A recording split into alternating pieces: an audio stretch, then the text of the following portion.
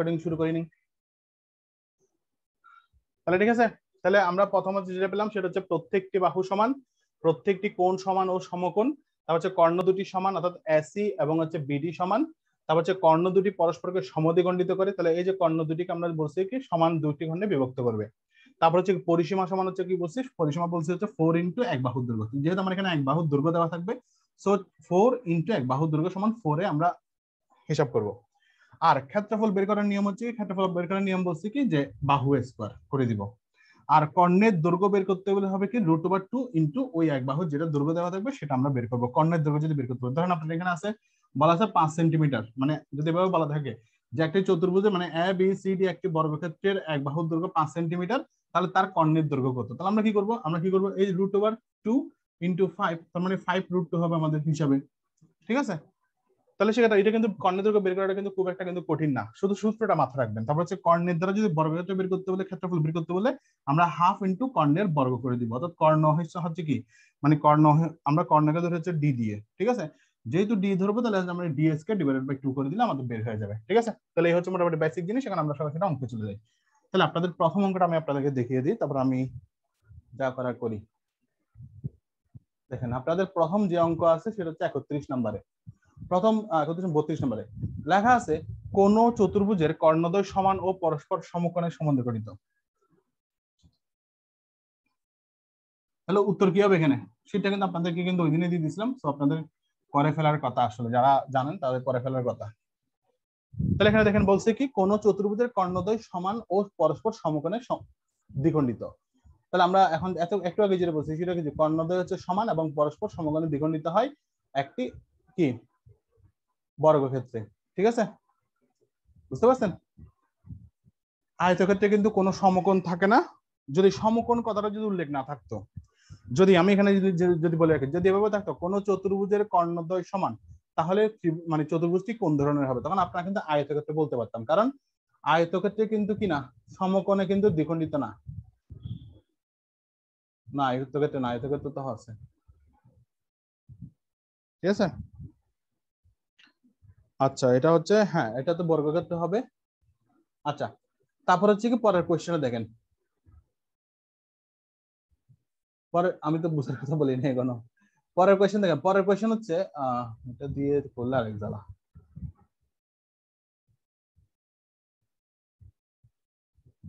পরের কোয়েশ্চেন দেখেন, পরের কোয়েশ্চেন হচ্ছে আপনার কোন চতুর্ভুজের কর্ণদ্বয় সমান ও পরস্পর, না এটা তো বলছি। তারপর হচ্ছে 33 নম্বর হচ্ছে আপনার একটি বর্গক্ষেত্রে কর্ণের দৈর্ঘ্য 4√2 অর্থাৎ 4√2 একক হলে ওই বর্গক্ষেত্রের ক্ষেত্রফল কত বর্গ একক। 36তম বিসিএস এর কোয়েশ্চেন। তাহলে একটি বর্গক্ষেত্রের কি বলছে কর্ণের দৈর্ঘ্য, এখন কর্ণের দৈর্ঘ্য দেওয়া আছে আপনাদের এখানে। ঠিক আছে, বলছে কি ক্ষেত্রফল বের করতে, তাহলে আমরা একটু আগেই করছিলাম, সেটা হচ্ছে কি কর্ণের দৈর্ঘ্য দেওয়া থাকলে সেটা বর্গক্ষেত্র বের করার সূত্র কি,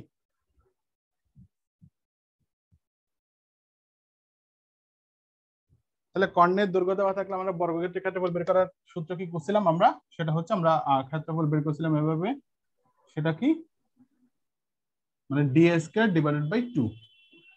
ঠিক আছে, যেহেতু ডি² ডিভাইডেড বাই 2 আছে, তো আমরা এখানে কি করব, আমরা এখানে করব 4√2 হোল স্কয়ার আচ্ছা ডিভাইডেড বাই 2, এটাই তো, কারণ আমাদের 4√2 দেওয়া আছে। তাহলে আমরা যদি করি এখানে আমাদের কত হবে, এখানে হবে 16, এখানে এটা কাটা যাবে 2 ইন্টু 2। ঠিক আছে, তাহলে 16 হচ্ছে 4 4 16, আর দিকে 2 তো স্কয়ার এবং রুটে কাটা যাবে, তাহলে 2 2 কাটলে আমাদের 16 আসবে উত্তর। বুঝতে পারছেন? তাহলে আমাদের আনসার হচ্ছে 16। ক্লিয়ার? তারপর দেখেন পরের অঙ্কে যাই, এটা হচ্ছে আমাদের 32 নম্বর অঙ্কটা, 32 না 33 নম্বর, 33 নম্বর অঙ্ক।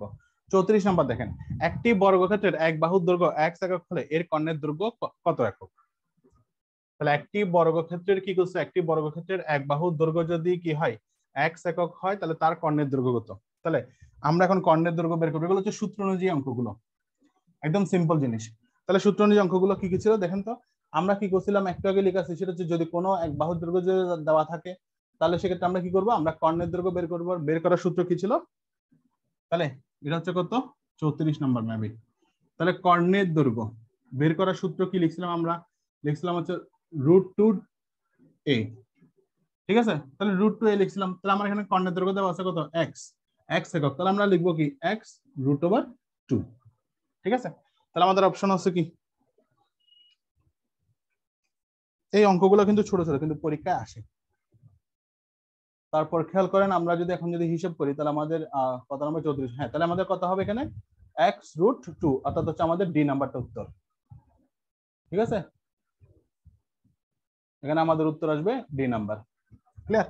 এবার বলছে একটি সরল রেখার উপর অঙ্কিত বর্গক্ষেত্রের ক্ষেত্রফল ওই সরল রেখার 1/4 উপর অঙ্কিত বর্গক্ষেত্রের ক্ষেত্রফলের কত গুণ। ঠিক আছে, দেখি আপনারা যারা করছেন উত্তরটা বলেন কত হবে। তাহলে বলছে একটি সরল রেখার উপর অঙ্কিত বর্গের ক্ষেত্রফল ওই সরল রেখার 1/4 উপর অঙ্কিত বর্গক্ষেত্রের ক্ষেত্রফলের কত গুণ হবে। এটা 21তম বিসিএস এর প্রশ্ন। ঠিক আছে, 21তম আর হচ্ছে 20তম বিসিএস পরপর আছে কিন্তু দেখেন, আমাদের 35 নাম্বার।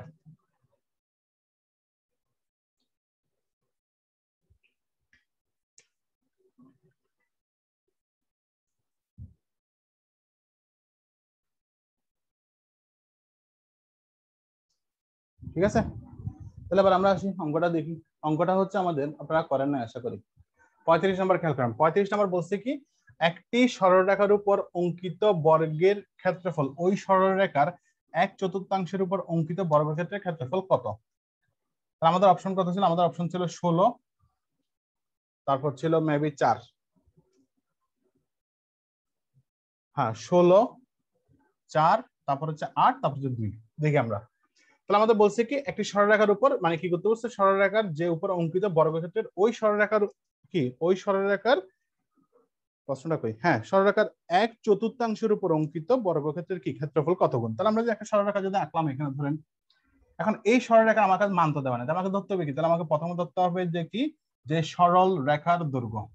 যেহেতু আমাদেরকে কোনো দৈর্ঘ্য কোনো মান টান দেওয়া নাই, তাহলে সরল রেখার দৈর্ঘ্য, তাহলে আমরা কত ধরবো, সরল রেখার দৈর্ঘ্য হচ্ছে আমাদের এক্স একক ধরলাম। ঠিক আছে, এরপর আমাদের প্রশ্ন বলছে কি যে বর্গের ক্ষেত্রফল ওই সরলরেখার 1/4 উপর অঙ্কিত কি। তাহলে এখন যেহেতু আমরা এখানে কি করছি, সরলরেখার দৈর্ঘ্য হচ্ছে এক্স একক, তাহলে তার যদি ক্ষেত্রফল বের করতে বলে, তাহলে ক্ষেত্রফল আমরা হিসাব করবো কত, এক্স স্কয়ার। ঠিক আছে, ক্ষেত্রফল তো আমরা জানি এক্স স্কয়ার ধরলাম। ধরার পরে এখন আমরা যেটা করবো সেটা হচ্ছে এই রেখাটা আমরা ধরলাম এক্স এবং তার ক্ষেত্রফল হচ্ছে এক্স স্কয়ার ধরলাম, এবং বলছে এই রেখাটার 1/4, তাহলে এটা যদি আমি যদি পূর্ণাঙ্গ ধরি তাহলে তার 1/4 ধরলাম আমরা এখানে। এই রেখার উপর যে আমরা একটা বর্গক্ষেত্র অঙ্কন করব, ঠিক আছে, এখানে যে আমরা যে বর্গক্ষেত্রটা অঙ্কন করব সেটার আমরা এখন কি করতে হবে, সেটা আমাদেরকে আবার কত গুণ বের করতে হবে, মানে এই রেখার কত গুণ বের করতে হবে। ঠিক আছে, তো আমরা এখন যদি দেখে আসি, তাহলে আমরা যেহেতু এক্স স্কয়ার ধরছি, তাহলে এখন আমাদের প্রশ্নে বলা হচ্ছে কি, প্রশ্নে বলা হচ্ছে কি সরলরেখার উপর অঙ্কিত 1/4 উপর। তাহলে এখন আমরা যদি হিসাব করি, তাহলে রেখার 1/4, রেখার 1/4 হলে, ঠিক আছে, তাহলে ক্ষেত্রফল 1/4 হলে ক্ষেত্রফল কত হবে। তাহলে আমার ক্ষেত্রফল কত ছিল, আমার ক্ষেত্রফল ছিল হচ্ছে এক্স স্কয়ার। ঠিক আছে, তাহলে 1/4 ধরেন যেহেতু এক্স একক, তাহলে 1/4 মানে হচ্ছে এক্স এর এত হলে হলে ক্ষেত্রফল সমান, তাহলে আমাকে এখন ক্ষেত্রফল বের করতে হবে কি, ক্ষেত্রফল সমান হচ্ছে, তাহলে আমাদের এটা যেরকম আমরা এক্স স্কয়ার করছি সেম এটাকে যদি করি, যেহেতু আমার এই সরলরেখার 1/4 বলছে 1/4, তাহলে 1/4 মানে হচ্ছে এই যে এক্স ইন্টু 1/4, তাহলে এটা কাটলে গুণ করলে তো আমার এটাই আসবে। তাহলে এখন আমরা ক্ষেত্রফল পেলাম কত, এখানে এটা, তাহলে আমরা কত পাচ্ছি এক্স স্কয়ার, এখানে হচ্ছে 16 পেলাম। তাহলে এখন আমাদের কিন্তু মোটামুটি কাজ শেষ। তাহলে যেহেতু আমাদের এখানে কি কাজ শেষ, তাহলে যেহেতু ছিল এটা হচ্ছে 1/4, এটা হচ্ছে কি এটা, তাহলে এখন আমরা যদি সর্বশেষে গিয়ে যদি এখন যদি করি, ঠিক আছে, তাহলে এখন আমরা যদি হিসাব করি এভাবে, ধরেন প্রশ্ন মতে আমরা যদি এখন, যেহেতু আমাদের একটা এক্স স্কয়ার আছে এখানে, অর্থাৎ সরলরেখার ক্ষেত্রফল ইনটু, আবার যদি আমরা এখানে যদি হিসাব করি এক্স স্কয়ার, এখানে হচ্ছে 16, ঠিক আছে, তাহলে এক্স স্কয়ার ইনটু 16। তাহলে এখন আমরা যদি আমাদের তাহলে কি করব, আমরা এখন যেটা করব সেটা হচ্ছে কি এক্স স্কয়ার গেল, হ্যাঁ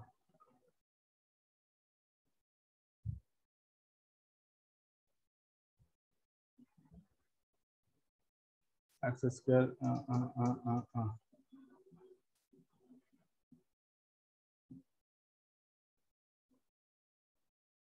আচ্ছা এখানে দেখেন, আমরা যদি এখন যদি করি এখানে আমাদের এটা গেল, এখন এটা হচ্ছে কি খেয়াল করেন, এটা না এই জায়গায় না, এই জায়গায় হচ্ছে আপনার, তাহলে এটা তো আমরা পেলাম হচ্ছে কি ওই রেখার 1/4 উপর, মানে 1/4 যদি এত হয় তাহলে সেটা ক্ষেত্রফল হচ্ছে, আমরা এটা বের করলাম। এখন আমাদের বের করতে বলছি কি, আমাদের প্রশ্নে বলছে হচ্ছে আপনার কি করতে বলছে, আচ্ছা ওটার উপর অঙ্কিত বর্গের কত গুণ বলছে, তাহলে বর্গের ক্ষেত্রফলের কত গুণ, ঠিক না?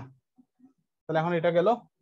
আচ্ছা ধরেন আমরা এখন একটা চতুর্থাংশ আমরা এখানে লিখলাম একটা, ঠিক আছে। এখন এই জিনিসটা যদি লেখার পরে একটা বর্গক্ষেত্র, তাহলে আমি যদি এখানে যদি এক্স ডিভাইডেড বাই যদি 4 ধরি একটা বাহু, তাহলে আমার কত হচ্ছে, সবগুলো বাহু হচ্ছে না, তাহলে আমরা যদি হিসাব করি আমরা ক্ষেত্রফল কত পাইছি, এই যেটা পাইছি, তাহলে এটা আমরা হচ্ছে বর্গক্ষেত্রের কি, বর্গক্ষেত্রের ক্ষেত্রফল পাইছি। এখন এটা যেহেতু আমার এখানে 1/4 মানে হচ্ছে জাস্ট একটা বর্গক্ষেত্রের বাহু, তার মানে আমরা এখানে যেটা পাইছি সেটা হচ্ছে কি বর্গক্ষেত্রের ক্ষেত্রফল পাইছি একটা, তার মানে এটা যদি হয় তাহলে আমাদের পুরো ক্ষেত্রফল হচ্ছে কত, এক্স স্কয়ার ডিভাইড বাই 16 হচ্ছে বর্গক্ষেত্রের ক্ষেত্রফল। এখন বলছে এই সরলরেখার তুলনায় এই বর্গক্ষেত্রের ক্ষেত্রফল কত গুণ, তাহলে আমরা এখন যদি দেখি আমাদের সরলরেখা কত আছে এক্স স্কয়ার, আর এখানে কত আছে, এখানে হচ্ছে এটা আছে, তাহলে আমরা এখন যদি হিসাব করি এভাবে x square divided by x square 16, তাহলে আমরা এখন যদি এটাকে যদি এখন উল্টিয়ে দিই তাহলে x square into x square নিচে আসবে 16, তাহলে এটা কাটলে আমাদের কত থাকছে 16, ঠিক আছে। এটা প্রশ্ন মতো লাগবে না, এটা জাস্ট আপনি হাতে হাতে করতে পারবেন। তাহলে আমরা এই যে এক্স স্কয়ার ছিল আমাদের হচ্ছে সরলরেখার ক্ষেত্রফল, আর এটা ছিল হচ্ছে বর্গক্ষেত্রের ক্ষেত্রফল, তাহলে দুটোর মধ্যে ডিফারেন্স কত, দুটোর মধ্যে ডিফারেন্স বের করতে হলে আমরা এভাবে করতে পারি, এক্স স্কয়ার এখানে এক্স স্কয়ার ডিভাইড বাই 16 এভাবে করতে পারি, যেহেতু আমার গুণ বের করতে হবে কত গুণ, তাহলে আমরা এভাবে করলে জাস্ট আমাদের তখন এটা আসবে, ঠিক আছে, এসে আমাদের 16 গুণ আসবে, তো আমাদের উত্তর হচ্ছে কত 16। বুঝতে পারছেন এটা? লেখাগুলো কেমন ধরে ঘোলাটে ঘোলাটে, আমার এখানে দেখা যাচ্ছে ঘোলাটে,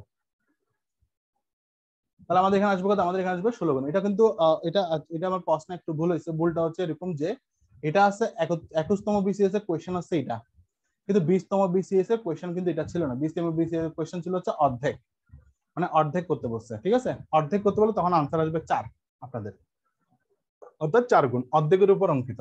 এখন বলতে 1/4, আমরা এখানে বলতে 1/4। এরপরের কোশ্চেনটা দেখেন, এরপরের কোশ্চেনটা হচ্ছে যে একটি বর্গাকৃতি বাগানের ক্ষেত্রফল 1 হেক্টর, 1 হেক্টর, তাহলে বাগানটির পরিসীমা কত? আচ্ছা আপনারা কি এগুলো করেন নাই, মানে আমি তো শীট দিয়ে দিয়েছিলাম, করলে যেটা হয়তো সেটা হচ্ছে আপনারা না পারলে বুঝতে পারতেন যে কোন জিনিসটা আপনারা বুঝতেছেন না কোন জিনিসটা আপনারা মানে বুঝতেছেন, তখন আপনারা যেটা হবে সেটা হচ্ছে তখন আপনাদের মানে যেগুলো বুঝতেছেন না তখন সেগুলো বুঝতে কিন্তু আপনাদের সুবিধা হইতো। এখন আসে আমরা দেখি আমাদের পরের কোয়েশ্চেন, পরের কোয়েশ্চেন হচ্ছে কি, এই জন্য প্রশ্নটা প্রিন্ট আউট করে নিয়ে আসা উচিত আমার, করোনার কারণে কোথাও বেরোনো যায় না যে প্রিন্ট আউট করে নিয়ে আসবো। তাহলে বলছে কোথায় কত নাম্বার কোয়েশ্চেন আছে আমরা, 35 36, হ্যাঁ, একটি বর্গাকৃতি বাগানের কি, বাগানের ক্ষেত্রফল 1 হেক্টর, বাগানটির পরিসীমা কত, আমাকে এখন কি করতে বলছে, এখন আমাকে পরিসীমা বের করতে বলছে, তাহলে যেহেতু পরিসীমা বের করতে বলছে তো আমাদের এখানে কিন্তু একটু মানে হিসাব করতে হবে, ঠিক আছে। এখন এখানে একটা জিনিস আছে সেটা হচ্ছে আপনাদের হেক্টর দেওয়া আছে, এখানে একটা হেক্টর দেওয়া আছে কিন্তু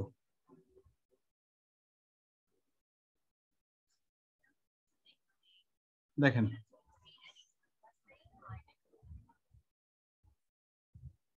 তাহলে এখানে আমাদের হেক্টর দেওয়া আছে 1 হেক্টর, এখন 1 হেক্টর সমান কত সেটা কিন্তু একটা কিন্তু মনে রাখতে হবে, তাহলে আপনারা ছোট করে লিখে রাখেন যে 1 হেক্টর সমান হচ্ছে আপনার কত কত বর্গ মিটার, এভাবে লিখে রাখেন। অর্থাৎ আমরা অঙ্কটা ব্যবহার করব যে কত নাম্বার, 36 নাম্বার লিখবো হচ্ছে 1 হেক্টর সমান 10,000 বর্গ মিটার, ঠিক আছে, কারণ আমাদের যেহেতু হেক্টর আছে এবং কিন্তু আমাদের পরিমাণ দেওয়া আছে কত, আমাদের বের করতে বলছে কত মিটার হিসাবে, তাহলে এখন বলছে কি, এখন বলছে হচ্ছে আপনার কি বলছে কোথায়, হ্যাঁ, তাহলে একটি বর্গাকৃতি বাগানের ক্ষেত্রফল 1 হেক্টর, তাহলে এই যে বর্গাকৃতি যদি একটা বাগান যদি হয় সেটার ক্ষেত্রফল হচ্ছে কত 1 হেক্টর বললো, তার মানে হচ্ছে কত 10,000 বর্গ মিটার, তাহলে 10,000 বর্গ মিটার। এখন আমাকে বলছে এই পরিসীমা কত, তার মানে হচ্ছে এই অংশটার পরিসীমা কত বের করতে বলছে, ঠিক আছে। তাহলে পরিসীমা যেহেতু বের করতে বলছে আমরা যেহেতু জানি 1 হেক্টর সমান 10,000 বর্গ মিটার, তাহলে এখন আমরা তাহলে কি করব, আমরা এখন 10,000 বর্গ মিটার হচ্ছে ক্ষেত্রফল, তাহলে আমাদের এখন বের করতে হবে এক বাহুর দৈর্ঘ্য কত, তাহলে এক বাহুর দৈর্ঘ্য আমাদের বের করতে হলে কি করতে হবে, ঠিক আছে, সেটা হচ্ছে আমরা বাহু কি করতাম, আমরা বাহু কি করতাম হচ্ছে স্কয়ার করলে আমাদের ক্ষেত্রফল বের হতো, ঠিক আছে, অর্থাৎ একটা বাহুকে স্কয়ার করলে আমাদের ক্ষেত্রফল বের হতো, তাহলে আমরা যদি সেই ক্ষেত্রফল থেকে যদি বাহুর দৈর্ঘ্য বের করতে যাই জাস্ট সেটাকে আমরা রুট করব, ঠিক আছে। তাহলে এখন আমরা যদি করি এক বাহুর দৈর্ঘ্য, সমান, তাহলে এই যে আমরা যদি হিসাব করি 10,000 রুট করলে আমাদের যেটা আসবে সেটা হচ্ছে, এখানে বমি ছিল, সেটা তখন হয়ে যাবে কত, এখানে দুটো তাহলে 100 হয়ে যাবে। ঠিক আছে, 100 মিটার, যেটা আমার এক বাহুর দৈর্ঘ্য বের করতে বলছে। ঠিক আছে, এটা বুঝতে পারছেন, মানে এতটুকু বুঝতে পারছেন যে এক বাহুর দৈর্ঘ্য কিভাবে বের করছি। যেভাবে আমরা নর্মালি বাহু যদি থাকে, এখানে যদি থাকতো নর্মালি হিসাব করেন, তাহলে আমরা কি করতাম, ক্ষেত্রফল বের করলে আমরা কি করতাম, এ স্কয়ার করতাম। তাহলে আমরা যদি আমরা ধরে নিচ্ছি, আমরা হিসাবের জন্য ধরে নিচ্ছি আমরা 100 মিটার, একটা বাহু হচ্ছে 100 মিটার, তাহলে সেটা আমরা যদি এখন যদি স্কয়ার করতাম তাহলে আমাদের 10,000 আসতো না। কিন্তু আমার বলছি পুরো যেহেতু 1 হেক্টর বা 10,000 বর্গ মিটার, তাহলে আমরা সেটাকে কি করবো, সেটাকে রুট করলে আমাদের উত্তর বের হয়ে যাবে, মানে উত্তর মানে এক বাহুর দৈর্ঘ্য বের হবে। তাহলে যেহেতু এক বাহুর দৈর্ঘ্য বের হয়ে গেল, তাহলে আমরা এখন কি করবো, পরিসীমা, তাহলে আমাদের কাজটা সহজ। তাহলে পরিসীমা সমান হচ্ছে 4 ইন্টু বাংলা ইংলিশ মিক্স করে লিখতেছি 1000 100, তাহলে মিটার, তাহলে সমান সমান কত, 400 মিটার। বুঝতে পারছেন এবার? তাহলে এই অঙ্কের মধ্যে কোনো সমস্যা আছে কিনা বলেন, কারো মানে বুঝতে সমস্যা হয়েছে কিনা? তাহলে আমরা দেখি আমাদের উত্তর হচ্ছে কত, 400 মিটার। ক্লিয়ার? এখানে শুধুমাত্র একটাই সমস্যা ছিল, সেটা হচ্ছে হেক্টর দেওয়া ছিল, সেটাকে আমরা হেক্টরটাকে কি করতে হবে, আমাদেরকে প্রথমে মানে মিটারে নিয়ে আসতে হবে এখানে। ঠিক আছে, বর্গ মিটারে নিয়ে আসতে হবে, সেখান থেকে আমরা আবার মিটারে নিয়ে আসবো। ঠিক আছে, এরপর আসি আমরা আবার হচ্ছে মানে বর্গক্ষেত্রের আরো কিছু অঙ্ক আছে, সেগুলো একটু করে করি। দেখেন পরের অঙ্কটা খেয়াল করেন, পরের অঙ্কটা আপনারা যদি দেখেন, লেখা আছে 37, একটি বর্গাকার বাগানের ক্ষেত্রফল 2025 কি হয়ে 2025 বর্গমিটার, এর চারদিকে বেড়া আছে, বেড়ার দৈর্ঘ্য কত হবে? তার মানে আমরা কি বলছি, আমাদের এখানে বলছে যে একটি বর্গাকার কি আছে, বর্গাকার বাগান, বর্গাকার বাগানের ক্ষেত্রফল হচ্ছে কত, এই একটু আগে যেটা করছি একই রকম, মানে অঙ্কটা একই রকম, শুধু ল্যাঙ্গুয়েজটা চেঞ্জ করছে। ঠিক আছে, তাহলে একটি বর্গাকার মাঠের কত 2025 আছে, তাহলে একটি এর চারদিকে বেড়া আছে, বেড়া মানে হচ্ছে পরিসীমা, তাহলে বেড়ার দৈর্ঘ্য কত মানে পরিসীমা কত বের করতে বলছে, মানে ল্যাঙ্গুয়েজটা চেঞ্জ হচ্ছে আর কিছু না, এখানে সরাসরি কিন্তু বর্গমিটার দেওয়া আছে। তাহলে যেহেতু আমার বর্গমিটার দেওয়া আছে, এটা কত নাম্বার, 37 নাম্বার। হ্যাঁ, যেহেতু আমার দেওয়া আছে, দেখুন তো আমরা একটু আগে যেটা করছিলাম চিত্র দিয়ে, এটা বর্গক্ষেত্রে বর্গাকার একটা, আমরা একটু আগে যেটা করছিলাম 1 হেক্টর ছিল, মানে 10,000 বর্গমিটার ছিল। এখন বলছে এটার যে ক্ষেত্রফল, এই ক্ষেত্রফল আছে কত, 2025। ঠিক আছে, এটা ক্ষেত্রফল হচ্ছে 2025, আমাদের বাহুর দৈর্ঘ্য দেওয়া নাই, তাহলে ওই যে একটু আগে যেটা করছে 36, সেটাই, তাহলে বাহুর দৈর্ঘ্য আমরা দিলাম এ। এখন এ যদি ধরি, তাহলে আমরা সেটাকে যদি কি করবো, যেহেতু ক্ষেত্রফল করছি আমরা এ স্কয়ার হিসেবে, তাহলে সেটাকে আমরা রুট করলে আমাদের উত্তর বেরিয়ে যাবে। তাহলে সেক্ষেত্রে হচ্ছে এক বাহুর দৈর্ঘ্য আমরা সরাসরি বের করে ফেলতে পারবো, যেহেতু আমার এখানে বর্গমিটার দেওয়াই আছে।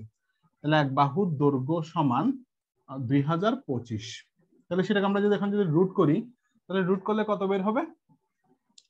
তাহলে আমরা আমরা শিখে আসি এবার। তাহলে আমাদের নিয়মটা হচ্ছে, যেহেতু আমাদের এটা পূর্ণবর্গ সংখ্যা কিনা দেখতে হবে, পূর্ণবর্গ সংখ্যা হলে তাহলে আমাদের সেক্ষেত্রে কিন্তু আমাদের বের করার নিয়মটা কিন্তু সহজ। তাহলে আমরা দুই জোড়া নিব, আমি কিন্তু শিখাইছিলাম। যেহেতু আমরা দুই জোড়া নিলাম, তাহলে আমরা এখানে একটা জিনিস পাবো, সেটা হচ্ছে 5 পাবো, একটা শেষে গিয়ে 5 পাবো। ঠিক আছে, কারণ যেহেতু 25 বর্গ করলে তো 5 আসবে। আবার হচ্ছে এটা, এখন এই জায়গার মধ্যে খেয়াল করতে হবে, এখন এটা কত হবে, এর কাছাকাছি হচ্ছে কত, 16 মানে হচ্ছে 4। ঠিক আছে, তাহলে 4 5 20। এখন আমরা যদি হিসাব করি, তাহলে এটা যেহেতু এটা হচ্ছে মানে এই 20-এর কাছাকাছি হচ্ছে কি বর্গ সংখ্যা। ঠিক আছে, এবং তার বর্গমূল হিসাব করলে আমরা 4 পাবো, তাহলে 4 যদি হয়, তাহলে এখন 4 যেহেতু আমরা পেয়ে গেছি, ঠিক আছে, তো আমাদের আর কোনো টেনশন নেই, কারণ আমাদের একক অঙ্ক স্থানীয় আছে কত, 5, আমাদের আর কোনো নাই। যদি দুইটা থাকতো, যেমন ধর 1 আর 9 এরকম যদি দুইটা আছে, তখন আবার কোনটা 1 হবে নাকি 9 হবে, সেটা আমরা বের করতাম পরে, এটা আমরা কিন্তু আগে করে আসছি, তারপর আমরা একটু করে দেখাবো এর মধ্যে। তাহলে যেহেতু আমার এখানে একটাই শুধুমাত্র ডিজিট আছে, আর কোনো ডিজিট নাই একক অঙ্কে, আমি যেহেতু এখানে পাচ্ছি কত, 16 এর বর্গমূল পাচ্ছি 4, তাহলে আমরা সরাসরি বলতে পারি এটা 4, তার মানে এটা হচ্ছে 45-এর কি বর্গ সংখ্যা। এখন দেখেন আপনাদের যদি সুবিধার্থে যদি আমি একটু যদি একটা যদি জিনিস দেখাই, দেখেন 1024 আমি এই সংখ্যাটা নিলাম। ঠিক আছে, আমি জাস্ট বর্গক্ষেত্রে কিভাবে বের করবেন হাতে ক্যালকুলেটর ছাড়া, এটা আমি আগের কয়েকটা একটা ক্লাস আমি দেখাইছিলাম। তখন বলছিলাম যে এটা যদি পূর্ণ বর্গ সংখ্যা হয়, তাহলে আপনারা কি করবেন, আপনারা জাস্ট সেটাকে জোড়া জোড়া নেবেন, জোড়া জোড়া নেওয়ার পর আমরা জানি আমাদের যেহেতু 24 আছে, যেহেতু একক অঙ্ক কি আছে, একক অঙ্ক আমার 4 আছে, তাহলে আমার দেখতে হবে যে আমার সংখ্যাগুলোর মধ্যে 1 2 3 4 5 6 7 8 9, অর্থাৎ এই ডিজিট গুলোর মধ্যে কোনটার একক অঙ্কে 4 আছে, তাহলে আমরা জানি 2 এর মধ্যে একক অঙ্কে 4 আসবে, আর একটা আসবে হচ্ছে 4 এর মধ্যে একক অঙ্কে 4 আসবে, 4 বলতেছি 2 দুগুণে 4 তো, আর কোনটাতে আসবে, আর একটা আসবে হচ্ছে 18 64। হ্যাঁ, 8-এর মধ্যে আসবে। তাহলে একক অঙ্কে কত আসবে? একক অঙ্কে 4 শুধুমাত্র 2 আসবে আর হচ্ছে 8-এ আসবে। তাহলে যেহেতু আমার একক অঙ্ক 4 আছে, আমরা বুঝে নিচ্ছি আমাদের শেষ ডিজিটটা হয় 4 হবে আর না 2 হবে, না হয় সেটা 8 হবে। শেষ ডিজিট মানে এই বর্গমূলের শেষ ডিজিট। এবার দেখতে আমাদের প্রথম অংশটা কি হবে। প্রথম অংশ যেহেতু আমরা জানি না কি হবে, তাহলে সেক্ষেত্রে আমাদের কি করতে হবে? এটার আবার হিসাব করতে হবে। এটার হিসাব করতে হবে কি, এটা কাছাকাছি নিচের বর্গ সংখ্যা দেবো। নিচের বর্গ সংখ্যা কত হচ্ছে? কত? 9। ঠিক আছে, তার বর্গমূল কত? 3। তাহলে 3 যদি পাই, ঠিক আছে, এখন 3 যদি আমরা হিসাব, তাহলে 3 আমরা পাচ্ছি এখানে, বুঝতে পারছেন? 1024 আদৌ কি পূর্ণবর্গ সংখ্যা? যদি না আসে তাহলে আমাদের কিন্তু কাজ হবে না। 1024, হ্যাঁ পূর্ণবর্গ সংখ্যা, ঠিক আছে। তাহলে দেখেন আমাদের এখানে আমরা 3 পাইছি না, তাহলে আমাদের 3টা কিন্তু আমরা লিখে নিলাম এখানে 3। এখন আমার পরের সংখ্যা, যেহেতু আমার এখানে এর নিচের সংখ্যা হচ্ছে কত? 9, মানে পূর্ণবর্গ সংখ্যা, এখানে পূর্ণবর্গ সংখ্যা হচ্ছে 9 কাছাকাছি, সেটার বর্গমূল হচ্ছে 3। তাহলে 3টা আমরা সরাসরি লিখে দিই। এখন আমরা হয় এটার সংখ্যাটা হবে, মানে এটার বর্গমূল হবে হয় 32 না হয় 38। এই যে দুইটা আসছে না, সেটা আমি এখন কনফিউজ হয়ে যাবো যে কোনটা আমরা বসাবো। তখন আমাকে একটু চিন্তা করে আসতে হবে। চিন্তা মানে হচ্ছে, যেহেতু আমরা এখানে 3 পাইছি, এই 3-এর সাথে তারপরের ডিজিট আমরা গুণ করব, গুণ করে যত হবে সেটা দেখব। তাহলে এটা 3 পাইছিলাম এখানে কাছাকাছি বর্গ সংখ্যার বর্গমূল, তাহলে আমরা তার সাথে পরের সংখ্যা গুণ করার পরে যেটা আসলো 12। এখন দেখতে হবে এই 12টাকে, এটা 12 থেকে এটা ছোট কিনা। যদি এই 12 থেকে গুণফলের থেকে যদি এটা যদি ছোট হয়, তাহলে আমরা ছোট সংখ্যাটা নিব। আর যদি এটা যদি বড় হয় তাহলে বড় সংখ্যাটা নিব। যেহেতু আমার এখানে 12 থেকে 10 ছোট, তার মানে আমরা ছোট সংখ্যাটা নিব। তার মানে এটা হচ্ছে 32-এর বর্গমূল। ঠিক আছে, এগুলো আপনি হাতে হাতে করতে পারবেন। এরকম আমি দুটো নিয়ম দেখাইছিলাম আপনাদেরকে। ঠিক আছে, আমি আজকে একটা নিয়ম দেখালাম যাতে আপনারা মানে বুঝতে পারেন যে কিভাবে বর্গ সংখ্যাগুলো দ্রুত বের করা যায়। তাহলে সেক্ষেত্রে দেখেন আমরা এখানে 45 পারবো। এখন যেহেতু এক বাহুর সংখ্যা আমরা পেয়ে গেছি, এখন আমরা কি করতে পারবো? এখন আমরা সেটার পরিসীমা বের করতে পারবো। তাহলে আমাদের পরিসীমা কত? আমার একটা কোশ্চেন ছিল। পরিসীমা সমান সমান 4 × 45। তাহলে কত? 4 × 5 = 20, 4 × 4 = 16, 17 × 18 = 180। ঠিক আছে, 180 মিটার হবে। আমাদের আমাদের অপশন দেখেন, আমাদের অপশন কি আছে? আমাদের অপশন আছে 180 মিটার। ঠিক আছে, পেলাম। এখন আছে 38। 38 হচ্ছে কোন বর্গক্ষেত্রের প্রতিবাহু যদি 10% বৃদ্ধি পায় তাহলে তার ক্ষেত্রফল কত বৃদ্ধি পাবে? ক্লিয়ার? ওই যে গতকাল আমরা একটা সাকসেসিভ পার্সেন্টেজের একটা সূত্র দেখছিলাম, মনে আছে কি আপনাদের?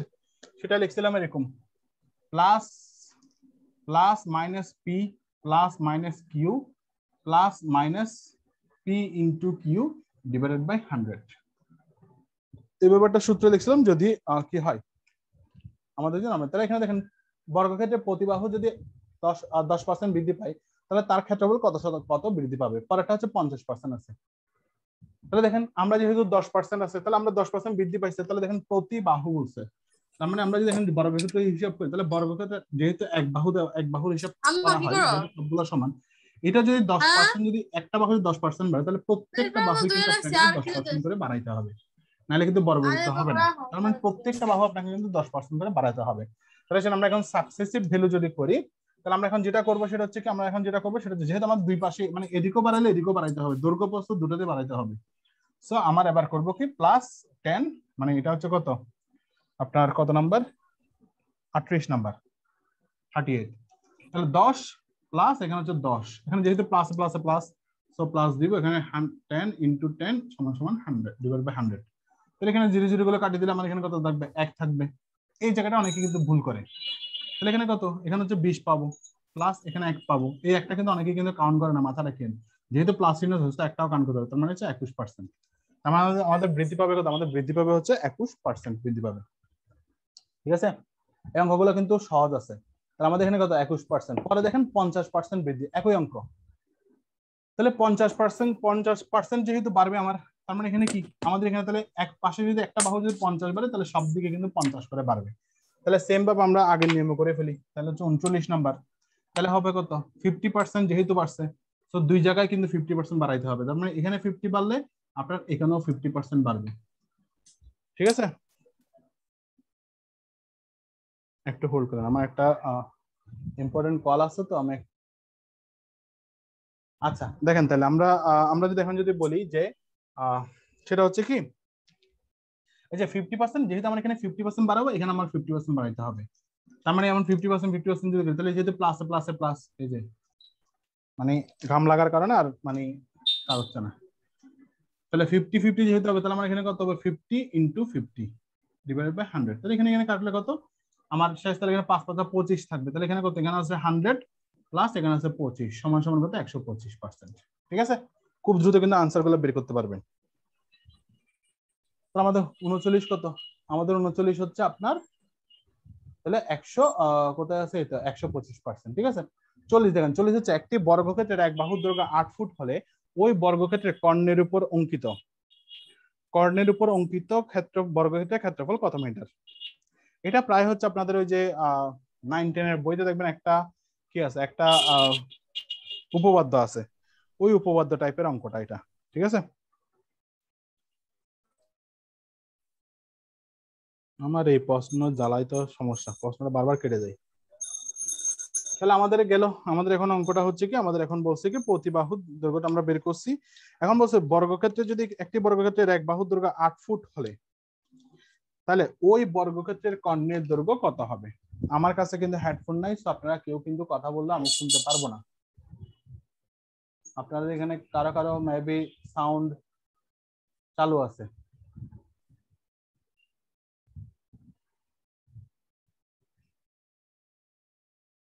আমি হেডফোন, আমি আজকে হেডফোন লাগাই না, কারণ আপনাদের ক্লাসের সময় লাগে না, সেজন্য আমি কিন্তু আজকে লাগা রাখি নাই। তো আমি যখন জিজ্ঞেস করবো তখন আপনারা শুধু মানে কথা বলবেন, এর আগে বলিয়েন না। তাহলে এখানে হচ্ছে কি একটি বর্গক্ষেত্রের, তাহলে দেখেন এখানে বলা আছে কি একটি বর্গক্ষেত্রে এক বাহুর দৈর্ঘ্য 8 ফুট হলে ওই বর্গক্ষেত্রের কি, ওই বর্গক্ষেত্রের কর্ণের উপর অঙ্কিত বর্গক্ষেত্রের ক্ষেত্রফল কত হবে। ঠিক আছে, তাহলে আসি এবার আমরা অঙ্কে।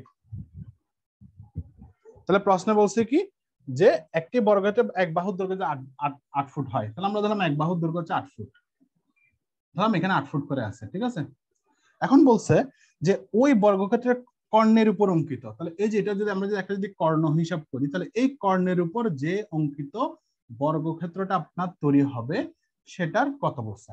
ঠিক আছে, তার মানে এই ধরনের চিত্রটা ক্লিয়ার। তাহলে এখন বলছে কত আমাদের, তাহলে আমরা এখন যেটা করবো সেটা হচ্ছে আমাদের এখানে কত কত অপশন আছে, 156 বর্গ ফুট, তারপর হচ্ছে 164, 128, তারপর 218। তাহলে এখন আমরা যদি হিসাব করি,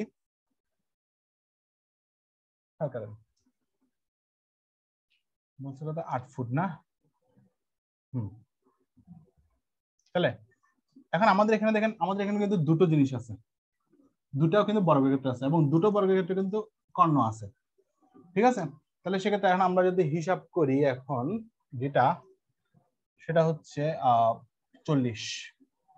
প্রথমে লিখবেন হচ্ছে বর্গক্ষেত্রের একক, মানে বর্গক্ষেত্রের কর্ণ, বর্গক্ষেত্রের কর্ণ সমান, তাহলে বর্গক্ষেত্রের কর্ণ বের করার আমরা সূত্র কি দেখছিলাম, আমরা সূত্র দেখছিলাম হচ্ছে √2 ইন্টু বাহু। ঠিক আছে, অর্থাৎ এক বাহুর দৈর্ঘ্য। ক্লিয়ার, এটা আমরা দেখছিলাম। তাহলে আমরা এখন যদি হিসাব করি তাহলে আমরা কত পাবো এখন, √2 আর আমাদের কত দেওয়া আছে 8 ফুট দেওয়া আছে, চলো 8 তার মানে হচ্ছে 8√2 আমরা একটা পেলাম, অর্থাৎ একটা বর্গক্ষেত্রের কর্ণ পেলাম হচ্ছে, কর্ণের দৈর্ঘ্য হচ্ছে আমরা পেলাম কত 8√2। ঠিক আছে, তাহলে যেহেতু আমাদের 8√2 আমরা পেয়ে গেছি, একটা কর্ণের দৈর্ঘ্য পেয়ে গেছি, তাহলে আমরা এখন ক্ষেত্রফল নির্ণয় করব। তাহলে ক্ষেত্রফল নির্ণয় করতে তাহলে আমরা ক্ষেত্রফল নির্ণয় করব কিভাবে, তাহলে এটা হচ্ছে কি, তার মানে একটা বাহুর কর্ণের দৈর্ঘ্য, মানে দেখেন তো এখানে খেয়াল করেন, এটা তো বাহু ছিল একটা, দাঁড়ান আমি মোবাইলটা রাখি আর আমি একটা অন্য কালার নিই, তাহলে আপনাদেরকে একটা জিনিস বুঝাই।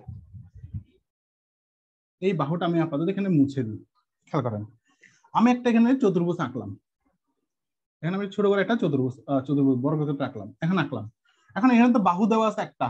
ঠিক আছে, একটা করে বাহু দেওয়া আছে কত আপনার 8 ফুট দেওয়া আছে বাহু, একটা বাহুর দৈর্ঘ্য। এবার বলছে কর্ণের উপর অঙ্কিত, ধরেন এখানে একটা কর্ণ আছে, এখানে একটা কর্ণ আছে।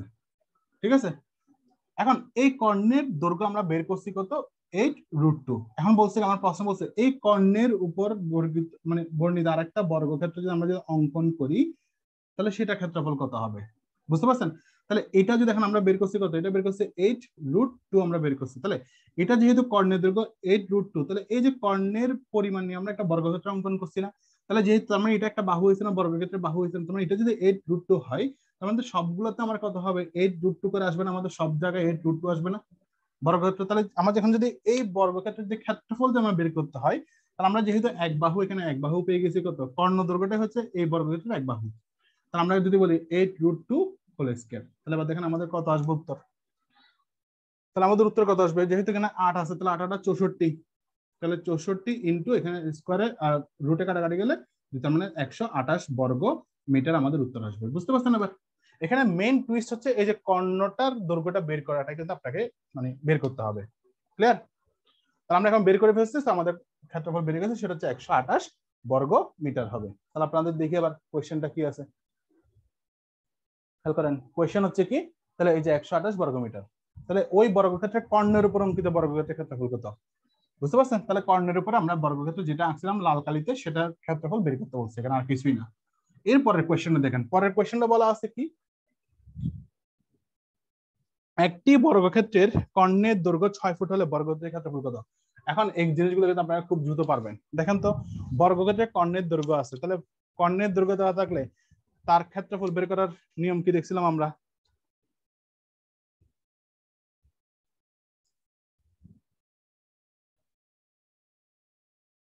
তাহলে কিভাবে দেখছিলাম আমরা, মনে আছে না মনে নাই?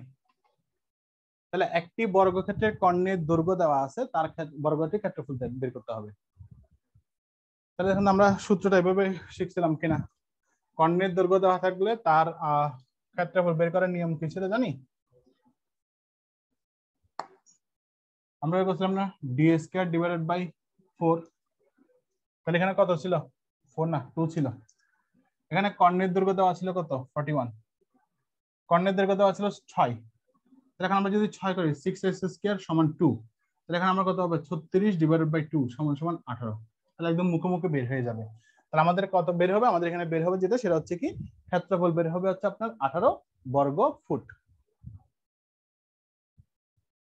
এই যে 18 বর্গ ফুট। তাহলে আমি আবার বলছি, কর্ণের দৈর্ঘ্য দেওয়া থাকলে ক্ষেত্রফল বের করার সূত্র জানলে কিন্তু কাজ হয়ে যাবে। ঠিক আছে? আর না হয় আপনি যেটা করতে পারবেন, সেটা হচ্ছে প্রথমে কর্ণের দৈর্ঘ্য যেহেতু দেওয়া আছে, আপনি সেখান থেকে এক বাহু বের করবেন, এক বাহু বের করার পরে সেখান থেকে আবার ক্ষেত্রফল বের করবেন, করতে পারেন, একই জিনিস আসবে, কিন্তু শুধু শুধু আমরা পেছনে যা লাভ কি? ঠিক আছে? বুঝতে পারছেন? তাহলে এবার আমরা মোটামুটি 41 পর্যন্ত করছি। এবার বলেন 41 পর্যন্ত প্রশ্নের মধ্যে আপনাদের কারো কোনো আচ্ছা, নাইলে বর্গক্ষেত্র গুলো শেষ করি, বর্গক্ষেত্র শেষ করে একবারে জিজ্ঞেস করি। আমি আগে দেখে বর্গক্ষেত্রে কত পর্যন্ত অঙ্ক আছে, এখন না কিছু, আমি আগে দেখে বর্গক্ষেত্রে কত পর্যন্ত আছে। 4টি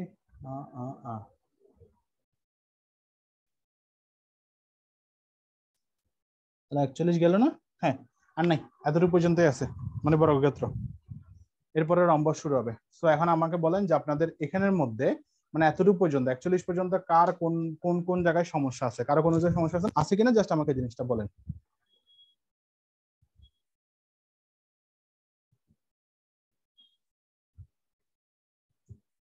আচ্ছা, তাহলে কারো কোনো সমস্যা নেই, তাহলে আমি রম্বসে যাচ্ছি। ঠিক আছে? ভাইয়া, হ্যাঁ বলেন। ভাইয়া 1024-এর বর্গমূলটা আমাকে একটু দেখাই দিয়ে না। 1024-এর বর্গমূল? আচ্ছা, তাহলে আমি একটু, ওইটা আমি শেষে দেখালে হবে নাকি এখন দেখাইতে হবে? এখন দেখালে ভাইয়া অঙ্ক পরে অঙ্ক দেখাই। আটকে যাবো। অঙ্কগুলো শেষ করে আচ্ছা। নি তাহলে 41টা দেখাইতাম না। আচ্ছা, 41 নাম্বারটা তাহলে আমি একটু দেখাচ্ছি এবার।